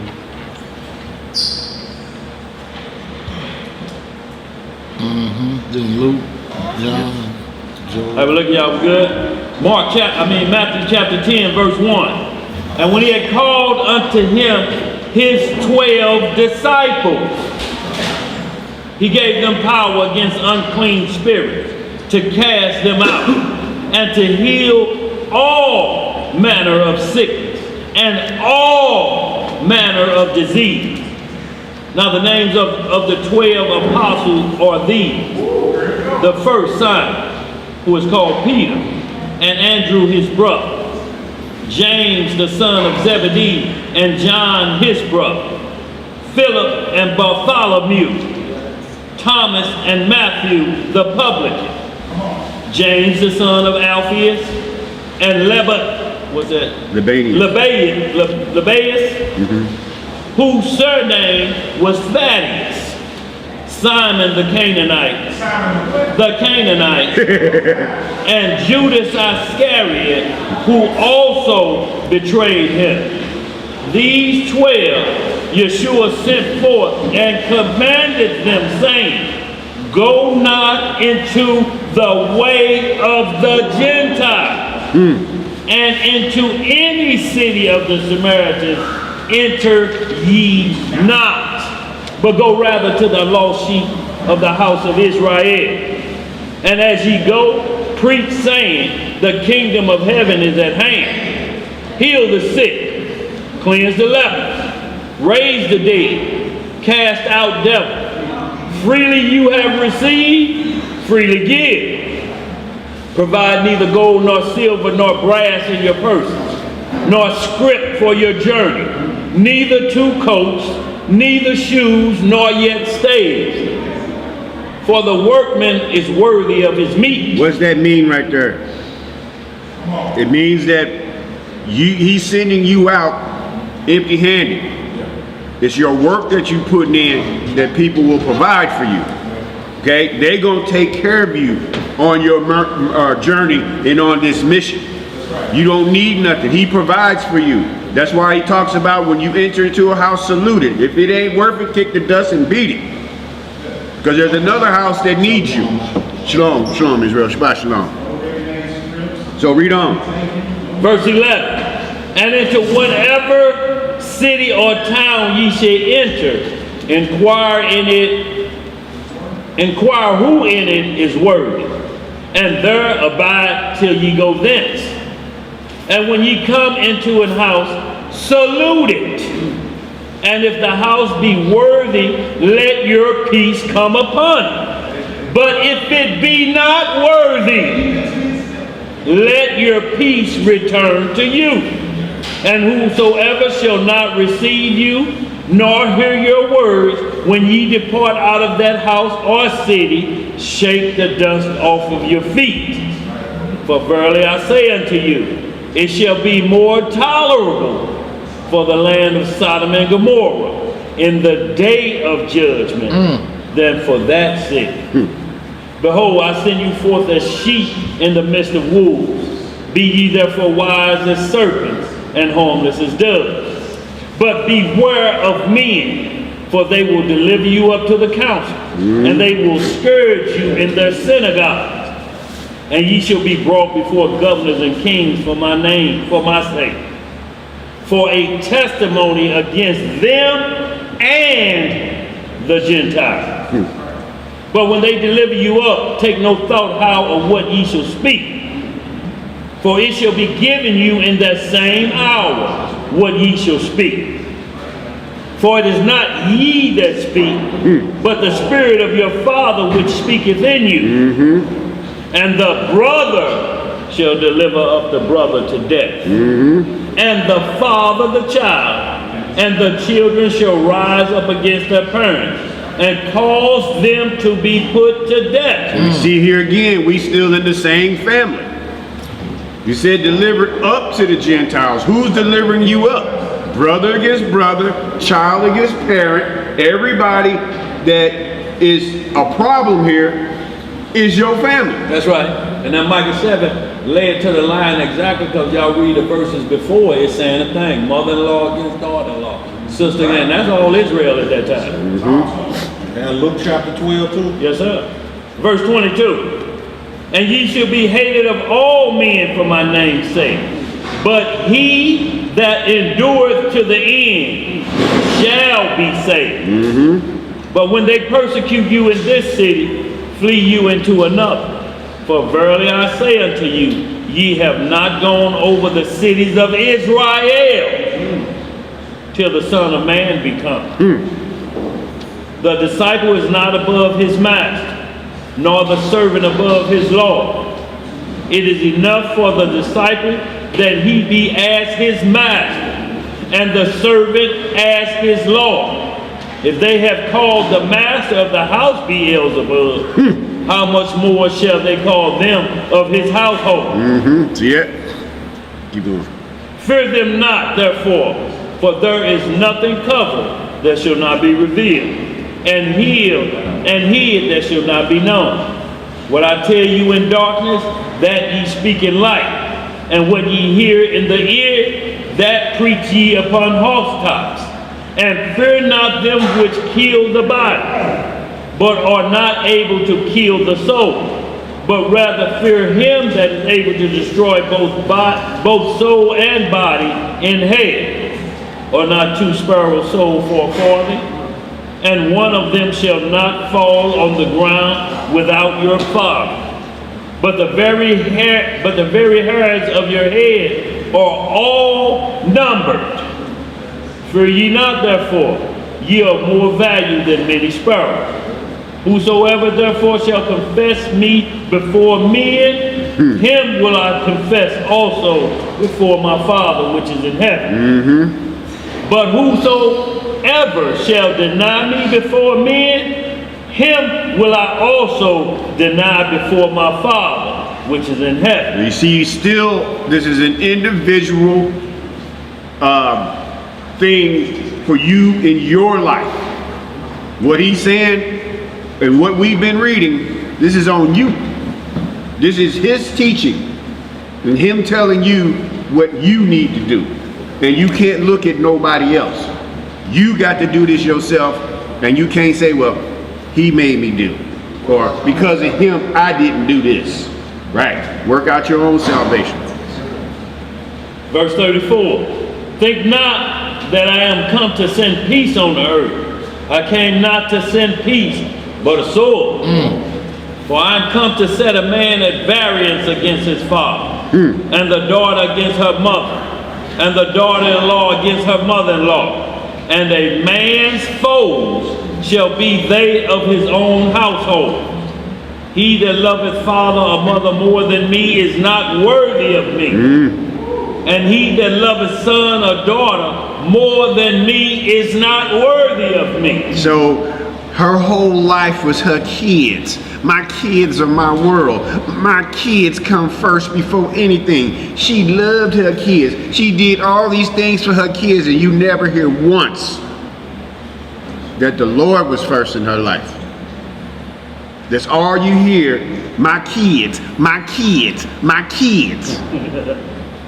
Never hearing nothing else from nobody saying about the Lord. Read on. And he that taketh not his cross and followeth after me is not worthy of me. He that findeth his life shall lose it, and he that loseth his life for my sake shall find it. He that receiveth you receiveth me, and he that receiveth me receiveth him that sent me. He that receiveth a prophet in the name of a prophet shall receive a prophet's reward. And he that receiveth a righteous man in the name of a righteous man shall receive a righteous man's reward. And whosoever shall give to drink unto one of these little ones a cup of cold water, only in the name of a disciple, verily I say unto you, he shall in no wise lose his reward. Okay. Now we got Mark 6, 1 through 13, Luke 3, 1 through 18, John 3, 1 through 13, Joel all and Micah 4 all, 3 all from Joel and Micah 4 all, and that's the end of the class. Yeah, we got, it's 4, Where we going? Mark 42. Mark 6, 1 through 13. Mark 6, that me y'all still? Yep. Okay. Mark chapter 6, verse 1.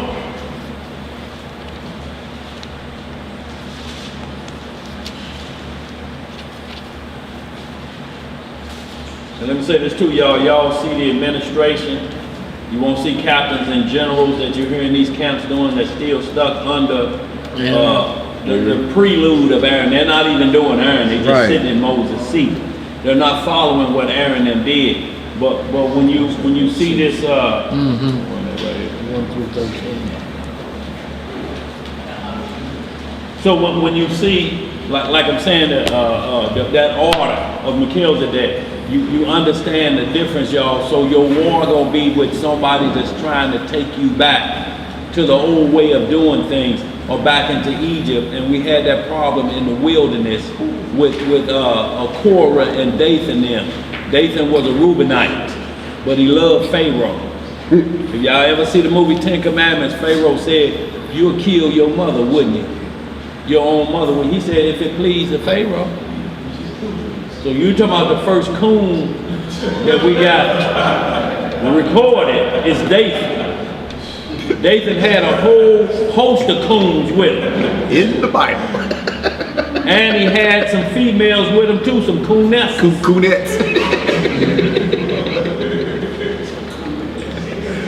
Coonesses, yeah. They was talking and spitting off. Let's go back to Egypt. Let's go back to Egypt. So y'all, we have to be careful with the justice you want in this nation. Do you want to go back to Egypt? What more are you telling them?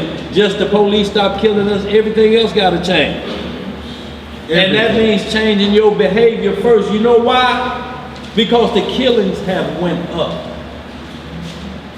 since they've been putting the police on lockdown. Who's doing the killings that's going up in St. Louis? Is it the police or is it Israel? Israel. Now we on lockdown and killing like that. What we gonna do if the police get turned away? Who your war gonna be with? You think it's gonna be the neo-Nazis? Or is it Earl and Ray Ray them coming? Earl and Ray Ray. That's all that's coming through your hood. Read on. And he went out from thence and came into his own country, and his disciples followed him. And when the Sabbath day was come, he began to teach in the synagogue. And many hearing him were astonished, saying, from whence hath this man these things? And what wisdom is this which is given unto him that even such mighty works are wrought in his hands? Is not this the carpenter, the son of Mary, the brother of James and Joseph, and of Judah and Simon? And are not his sisters here with us? And they were offended at him. See, these family members ain't. Offended. See, and it didn't say it's not just the son of Joseph. It says just the son of who? Mary. But Yeshua said unto them, a prophet is without honor, but in his own country, and among his own kin, and in his own house. And he could there do no mighty works, save that he laid his hand upon a few sick folk and healed them. And he marveled because of their unbelief. And he went round about the villages teaching. And he called unto him the 12, and began to send them forth by 2 and 2, and gave them power over unclean spirits, and commanded them that they should take nothing for their journey, save a staff only, no scrip, no bread, no money in their purses, but be shod with sandals, and not put on 2 coats. And he said unto them, in what place soever ye enter into house, there abide till ye depart from that place. And whosoever shall not receive you nor hear you, when ye depart thence, shake off the dust from under your feet for a testimony against them. Verily I say unto you, it shall be more tolerable for Sodom and Gomorrah in the day of judgment than for that city. And they went out and preached that men should repent. And they cast out many devils, and anointed with all many that were sick, and healed them. All right, Luke 3, 1 through 18. I'm not saying much, so because I want to get these scriptures read, because the keys to this class is going to be these last 2, Joel 3 and Micah 4. Y'all understand one thing why he keeps saying it's going to be easier for Sodom and Gomorrah in the day of judgment. Sodom and Gomorrah has not been judged yet. Right. Sodom and Gomorrah got annihilated for their bad behavior, but judgment ain't happened yet. See, that's where it says some shall rise from the grave to everlasting life, and some shall rise from the grave to everlasting destruction. So all the inhabitants of Sodom and Gomorrah is standing in line with brimstone burned rear ends, waiting on the judgment. Waiting on the judgment. And y'all think about that. Got hit with fire like that and blinded, and now you're waiting on the light to judge you. Forever. Forever. You That's why he keeps two-piece. saying that, but he say if you turn this word down, your judgment gonna be worse than theirs. So he's talking about Israelites, y'all. If you don't get down with this, if you say he's not him, and we got a lot of what we call non-messianic Israelites, you can't link up with them. They dead men walking. Would you link up with somebody you know just killed 10 people and just ride them around in your car? I mean, he killing people in the neighborhood like that ghost boy on The Wire. What's his name? You just said 2 different shows. Yeah. I ain't up on it, so I don't know. What was that boy named? Marlo. Wire? Not Marlo. Not Marlo, the other. The one with the Oh, you scar talking on his about- face. No, that ain't Marlo. No, The one with the scar on his You face. talking about Omar. Yeah, Omar. Yeah. See, can you ride with Omar just because he's an Israelite? Omar get you killed. Omar had a lot of secrets other than killing too. He had the score. Yeah. Who that's on there? Zip. Luke chapter 3, verse 1.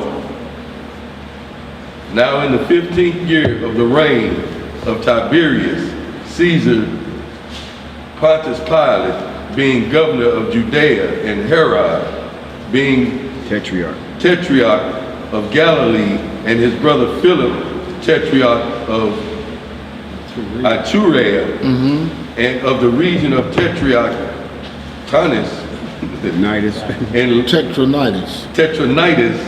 and Lysanias, and Tetra, the Abilene, I sure hope we get off these names quick. Tetrarch of Abilene.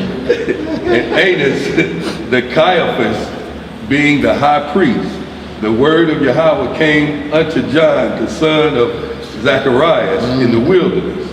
And he came into all the country about Jordan, preaching the baptism of repentance for the remissions of sin, as it was written in the book of the words of Isaiah the prophet, saying, the voice of one crying in the wilderness, prepare ye the way of the Elohim, make his paths straight.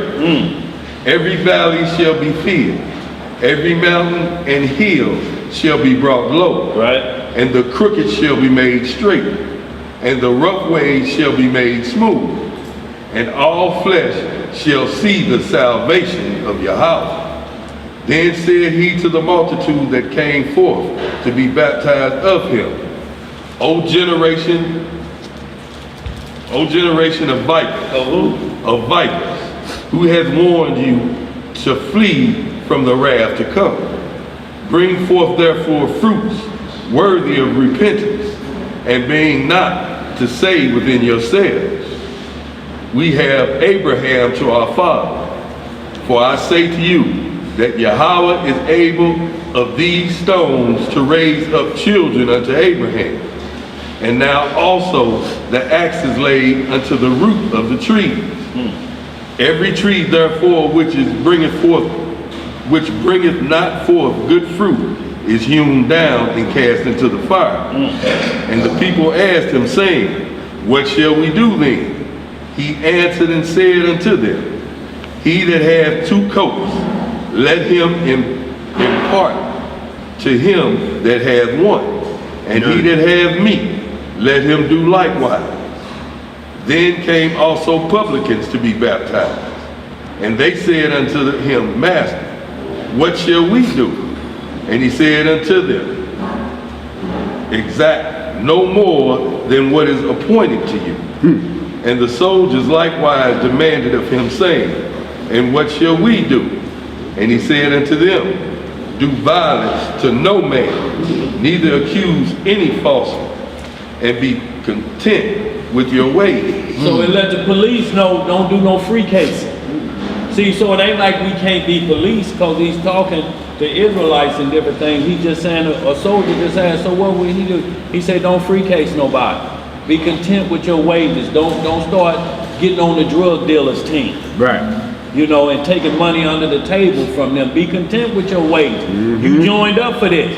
What you mean you scared of black people? You know, and that's what I'm saying. How do you become a police and you scared?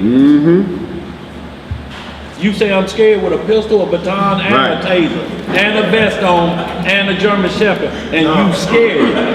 That's a problem, ain't it? Anyone scared, brother? See, that's why he say you have to agree with your adversaries in the way. Who'll kill you quicker than anybody? What's the word on the street? A what? A coward. A scared who? Kill you on the street. Y'all know the term. A scared Negro kill you quicker than anybody. So now that they move to the heathen, they scared of you. Get some more. Because they know your history. Yeah. You know you were guided by the Most High power. Read, Jeff. Verse 15, and as the people were in expectation, and all men mused in their hearts of John, whether he were the Christ or not, John answered, saying unto them all, I indeed baptize you with water, but one mightier than I cometh, and latches of whose shoes I am not worthy to unloose. He shall baptize you with the Holy Ghost and with fire, whose fan is in his hand, and he will thoroughly purge his floor, and will gather the wheat into his garner, but the chaff he will burn with the fire unquenchable. And many other things in his exhortation preach he unto the people. Amen. John 3, 1 through 13, and two more after that and we done. You know, see, John the Baptist first came to the Israelites, the Pharisees and all the people of Israel. There were strangers about that was listening. but they kept the course like they were supposed to. They was trying to convert our people. And you'll see one place we said they saw the disciples, and then you'll see again where it say the 12 apostles. Apostle is a disciple that's had a supernatural event with the Most High. Either through a dream or vision, or you've been casting out demons, or you've been doing a miracle, so you move to apostle. That's why when you read the first Corinthians 12, and it said, this is the administration of the church. First who? Apostles. Because you know how to deal with the supernatural. You ain't using it as a cloak of maliciousness. You're using it to heal and do what you're supposed to do. Secondly, prophets. Thirdly, teachers. Know your role on the administration. But ain't nothing in there said first a captain of 50, then a general in New York, then a Holy Spirit out of Philadelphia. Ain't none of that on the list. So why are we following it and chasing it? That order ain't under the order of Melchizedek, is it? Nope. So why are we chasing? It ain't written. And keep talking about, I'm a captain of 1,000. 1,000 of who? What nation you ruling a captain of 1,000? That is real. Read on.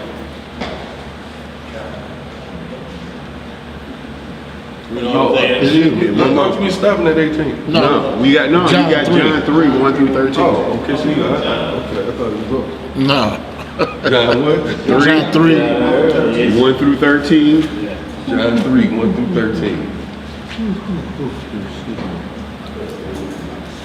Yeah, I was in the bathroom when y'all said that. Okay. We got you, brother. I'm here now. John chapter 3, verse 1. There was a man of the Pharisees named Nicodemus, a ruler of the Jews.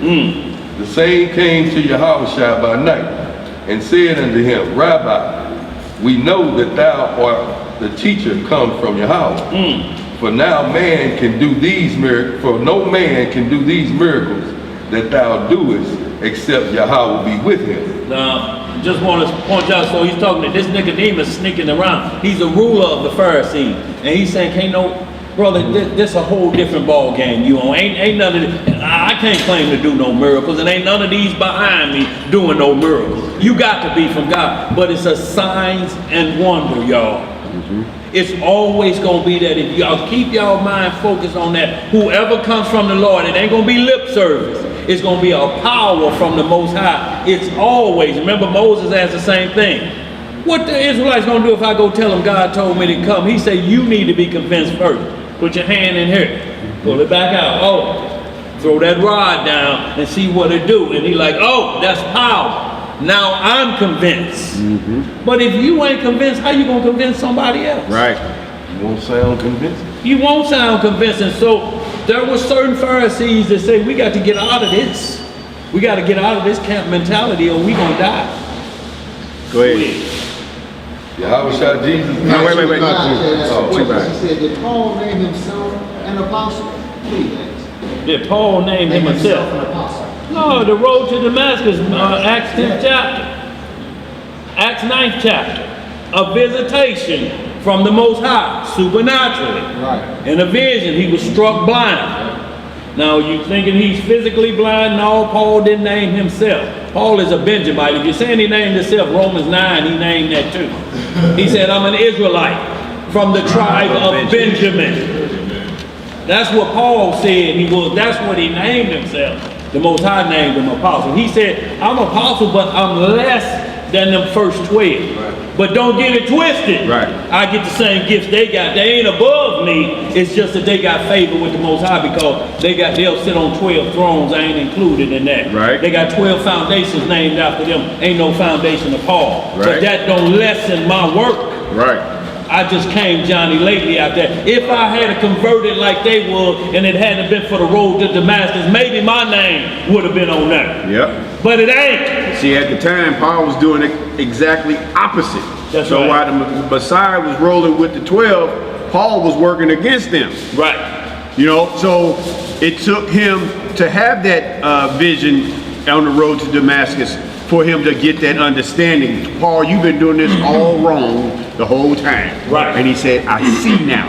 But Paul got that blinding, he got that visitation because of his zealness for the work of the Most High. So he thought he was doing a righteous work. That's right. He was doing it under the order of Aaron though, and not under the order of Melchizedek. So Christ knew that of his zealness to do righteous work. That's why he was turned to do the other side. Right. Because he had already displayed his zeal for the word to do righteous work. So what he thought he was doing was the righteous works. That's right. Which was written in the law. However, he didn't have the spiritual side of it. That's right. That's what he needed to be complete. And that's when he started doing miracles. That's when he started doing miracles. You know, and that was given up to him by Christ yes, sir. through the road to Damascus. So it wasn't he made himself apostle. His works made himself an apostle. Or every writing about Paul is been put in there by the Romans. One or the other. But you let a spitting cobra bite your hand and see if you can shake it off like Paul did in Acts 28 chapter. He finished cooking. How about a boy fall out of the second floor window and you go down there and tell him, get up, your head just busted a little bit, you ain't hurt. But he was dead. So he didn't do nothing different than Peter when he went in the 9th chapter and told Tabitha, who was dead, sit up. I'm gonna give you back to your parents, come back to life. So y'all, when you see it, just look at Paul's work. It's not about what comes out of the mouth. It's the deeds and the power of the Spirit. Now, if you don't believe Paul is an apostle, then everything written in here about the supernatural works of Paul has been put in there by the Romans or some other entity, and it's saying the New Testament has been tampered with. Go ahead, T-Bar. Oh, you see it too? Yeah, no, I'm seeing you. Since saying he was under a different order, I understand, but Yeshua didn't name him. Yeshua didn't name Luke, did he? Is Luke a disciple?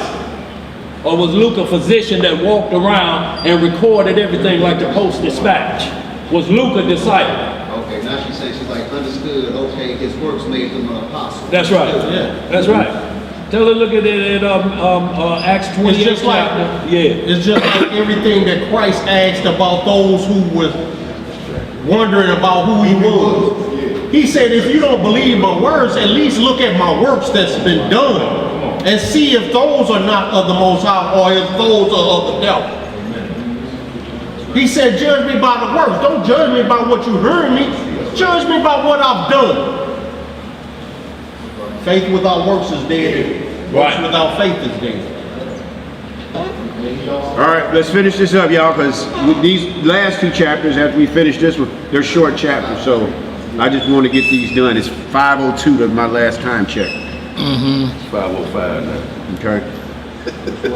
You know, Alan will be down there. Yeah. Verse 3, Yahushua answered and said unto him, Verily, verily, I say unto thee, except a man be born again, he cannot see the kingdom of Yahweh. Nicodemus said unto him, how can a man be born when he is old? Can he enter the second time into his mother's womb and be born? You see why the Pharisees' righteousness, you had to exceed that? You see what their mind said, that he actually thought you being a grown man could crawl back up in your mother's womb. Exceed knuckleheadness. Boy, now what would that do for O.J. Simpson's mama or Barry Bonds? Big as they had. What are you thinking? Come here, let me give you a Come on. Verse 5, Yahushua answered, Verily, verily, I say unto thee, except a man be born of water and of the Spirit, he cannot enter into the kingdom of Yahweh. That's plain and simple, ain't it? That which is born of the flesh is flesh, and that which is born of the Spirit is spirit. Marvel not that I said unto thee, ye must be born again. The wind bloweth where it listeth, and thou hearest the sound thereof, but canst not tell whence it cometh, and whither it goeth. So is everyone that is born of the Spirit. Nicodemus answered and said unto him, how can these things be? Yahushua answered and said unto him, art thou a master of Israel, and knowest not these things? Verily, verily, verily, I say unto thee, we speak that we do know, and testify that we have seen, and ye receive not our witness. If I have told you the earthly things, and ye believe not, how shall ye believe if I tell you of heavenly things?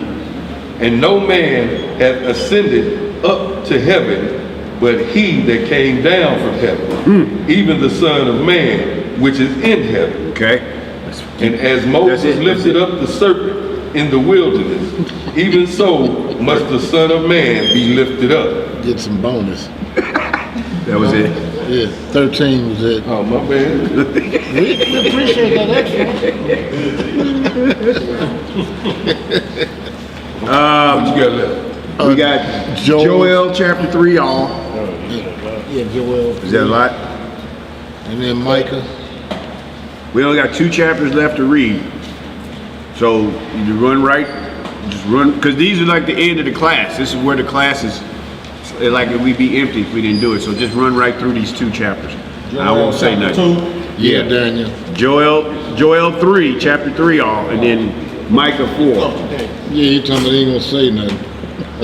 Joel chapter 3. Ain't saying nothing now. I mean, not a word. I know you ain't today. Was it? Well, Joel chapter 3, verse 1.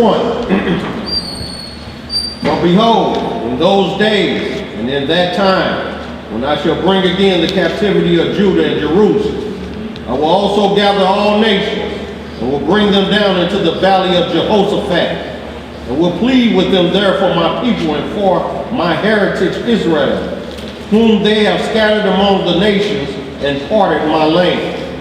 And they have cast lots for my people, and have given a boy for an harlot, and sold a girl for wine, that they may drink.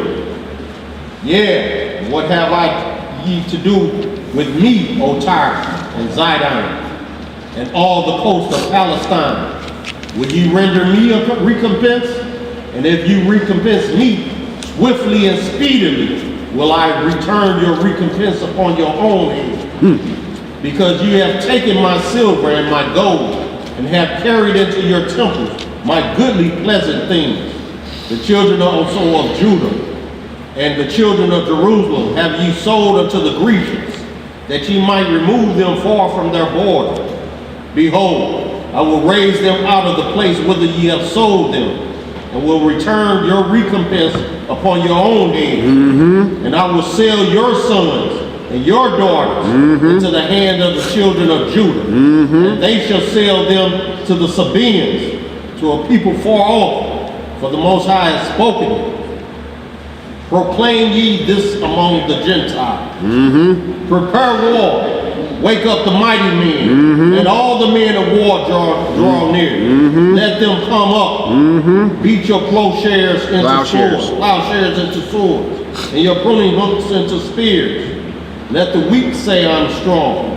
Assemble yourselves, and come, all ye heathen, and gather yourselves together round about, till that cause thy mighty ones to come down, O Elohim. Let the heathen be wakened, and come up to the valley of Jehoshaphat, for there will I sit to judge all the heathen round about.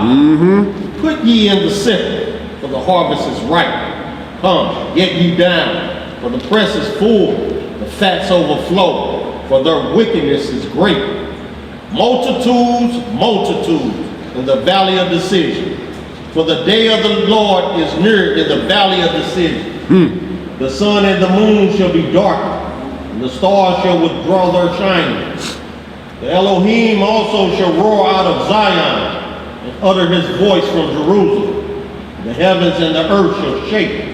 But the Elohim will be the hope of his people, and the strength of the children of Israel. So shall ye know that I am the Elohim your power, dwelling in Zion, my holy mountain. Then shall Jerusalem be holy, and there shall no strangers pass through her anymore. And it shall come to pass in that day that the mountains shall drop down new wine, the hills shall flow with milk, and all the rivers of Judah shall flow with waters, and a fountain shall come forth of the house of the Elohim, and shall water the valley of Shittim. Egypt shall be a desolation, and Edom shall be a desolate wilderness, for violence against the children of Judah, because they have shed innocent blood in their land. But Judah shall dwell forever, and Jerusalem from generation to generation. That's right. For I will cleanse their blood. That's right. That I have not cleansed, for the Elohim dwelleth in Zion. Come on, one more. I ain't gonna say nothing because this 10, the 10 here y'all saw. That time is beating your plowshares into swords. This is wartime. And he see who he's talking about fighting. Esau. And he said, I'm gonna put the recompense on them. And they're gonna be double for that shedding of innocent blood that they did. Okay? Get this last one, Micah 4. Micah chapter 4, verse 1. But in the last days it shall come to pass that the mountain of the house of the Elohim shall be established in the top of the mountain, and it shall be exalted above the hills, and people shall flow unto it. And many nations shall come and say, Come, let us go up to the mountain of the Elohim, and to the house of the Elohim of Jacob, and he will teach us his ways, and we will walk in his paths. For the law shall go forth of Zion, and the word of the Elohim from Jerusalem. And he shall judge among many people, and rebuke strong nations afar off. And they shall beat their swords into plowshares, and their spears into pruning hooks. Nation shall not lift up sword against nation, neither shall they learn war anymore. But they shall sit every man under his vine, under his fig tree, and none shall make them afraid. For the mouth of the Elohim of hosts hath spoken it. For all people will walk, every one, in the name of his God, and we will walk in the name of the Elohim of our power forever and ever. That day, saith the Elohim, will I assemble her that halteth, and I will gather her that is driven out, and her that I have afflicted, and I will make her that halted a remnant, and her that was cast afar off a strong nation, and the Elohim shall reign over them in Mount Zion from henceforth, even forever. And thou, O tower of the flock, stronghold of the daughter of Zion, unto thee shall it come, even the first dominion. The kingdom shall come to the daughter of Jerusalem. Now, why dost thou cry out aloud? Is there no king in thee? Is thy counselors perished? For pains have taken thee as a woman in travail. Be in pain, and labor to bring forth, O daughter of Zion, like a woman in travail. For now shalt thou go forth out of the city, and thou shalt dwell in the fields. Thou shalt go even to Babylon. There thou shalt be delivered. There the Elohim shall redeem thee from the hand of thine enemies. Now also many nations are gathered against thee, that say, let her be defiled, and let our eye look upon Zion. But they know not the thoughts of the Elohim, neither understand they his counsel. For he shall gather them as the sheaves in the floor, into the floor. Arise and thresh, O daughter of Zion, for I will make thine horn iron, and I will make thy hoofs brass, and thou shalt beat in pieces many people. And I will consecrate their gain unto the Elohim, and their substance unto the Elohim of the whole earth. There it is, y'all. So you see there's a wartime that we just went through in that Joel. That's the time for war. But as soon as that time that war was over, we got right here in this Micah, and it says, now beat your plowshares, your swords back into pruning hooks, because there's no more war. And every man will sit under his own tree and his own shade. So it ain't wartime. It ain't wartime. Hallelujah. Hallelujah. Selah. Is that it? Yes, sir. Storm 33, ain't it? Oh, Check out time. Yep.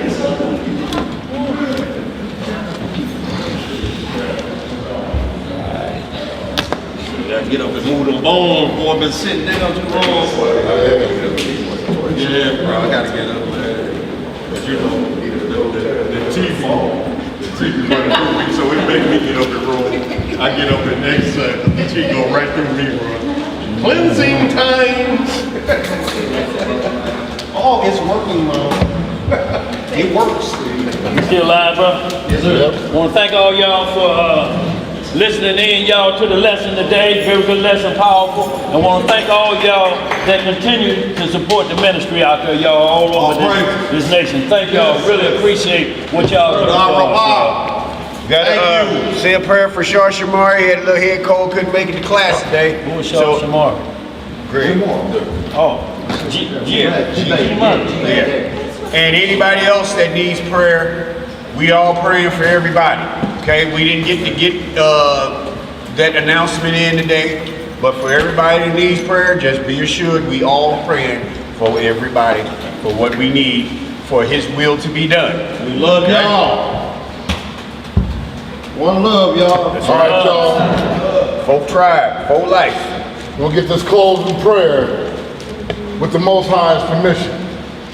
In the name of His only begotten Son, our uncrowned King, our Lord and Savior, Yahushua HaMashiach. And we know Him as Jesus the Christ, y'all. Long live the King. Long live the King. Reading in the book of Psalms, in the 33rd chapter, it reads, Rejoice in the Most High, O ye righteous, for praise is comely for the upright. Praise the Most High with harp. Sing unto Him with the psaltery and an instrument of 10 strings. Sing unto Him a new song. Play skillfully with a loud noise. For the word of Yahweh is right, and all His works are done in truth. He loveth righteousness and judgment. The earth is full of the goodness of the Most High. By the word of Yahweh were the heavens made, and all the host of them by the breath of His mouth. He gathereth the waters by the sea together, as in heap. He layeth up the depth in storehouses. Let all the earth fear the Most High. Let all the inhabitants of the world stand in awe of Him. For He spake, and it was so done.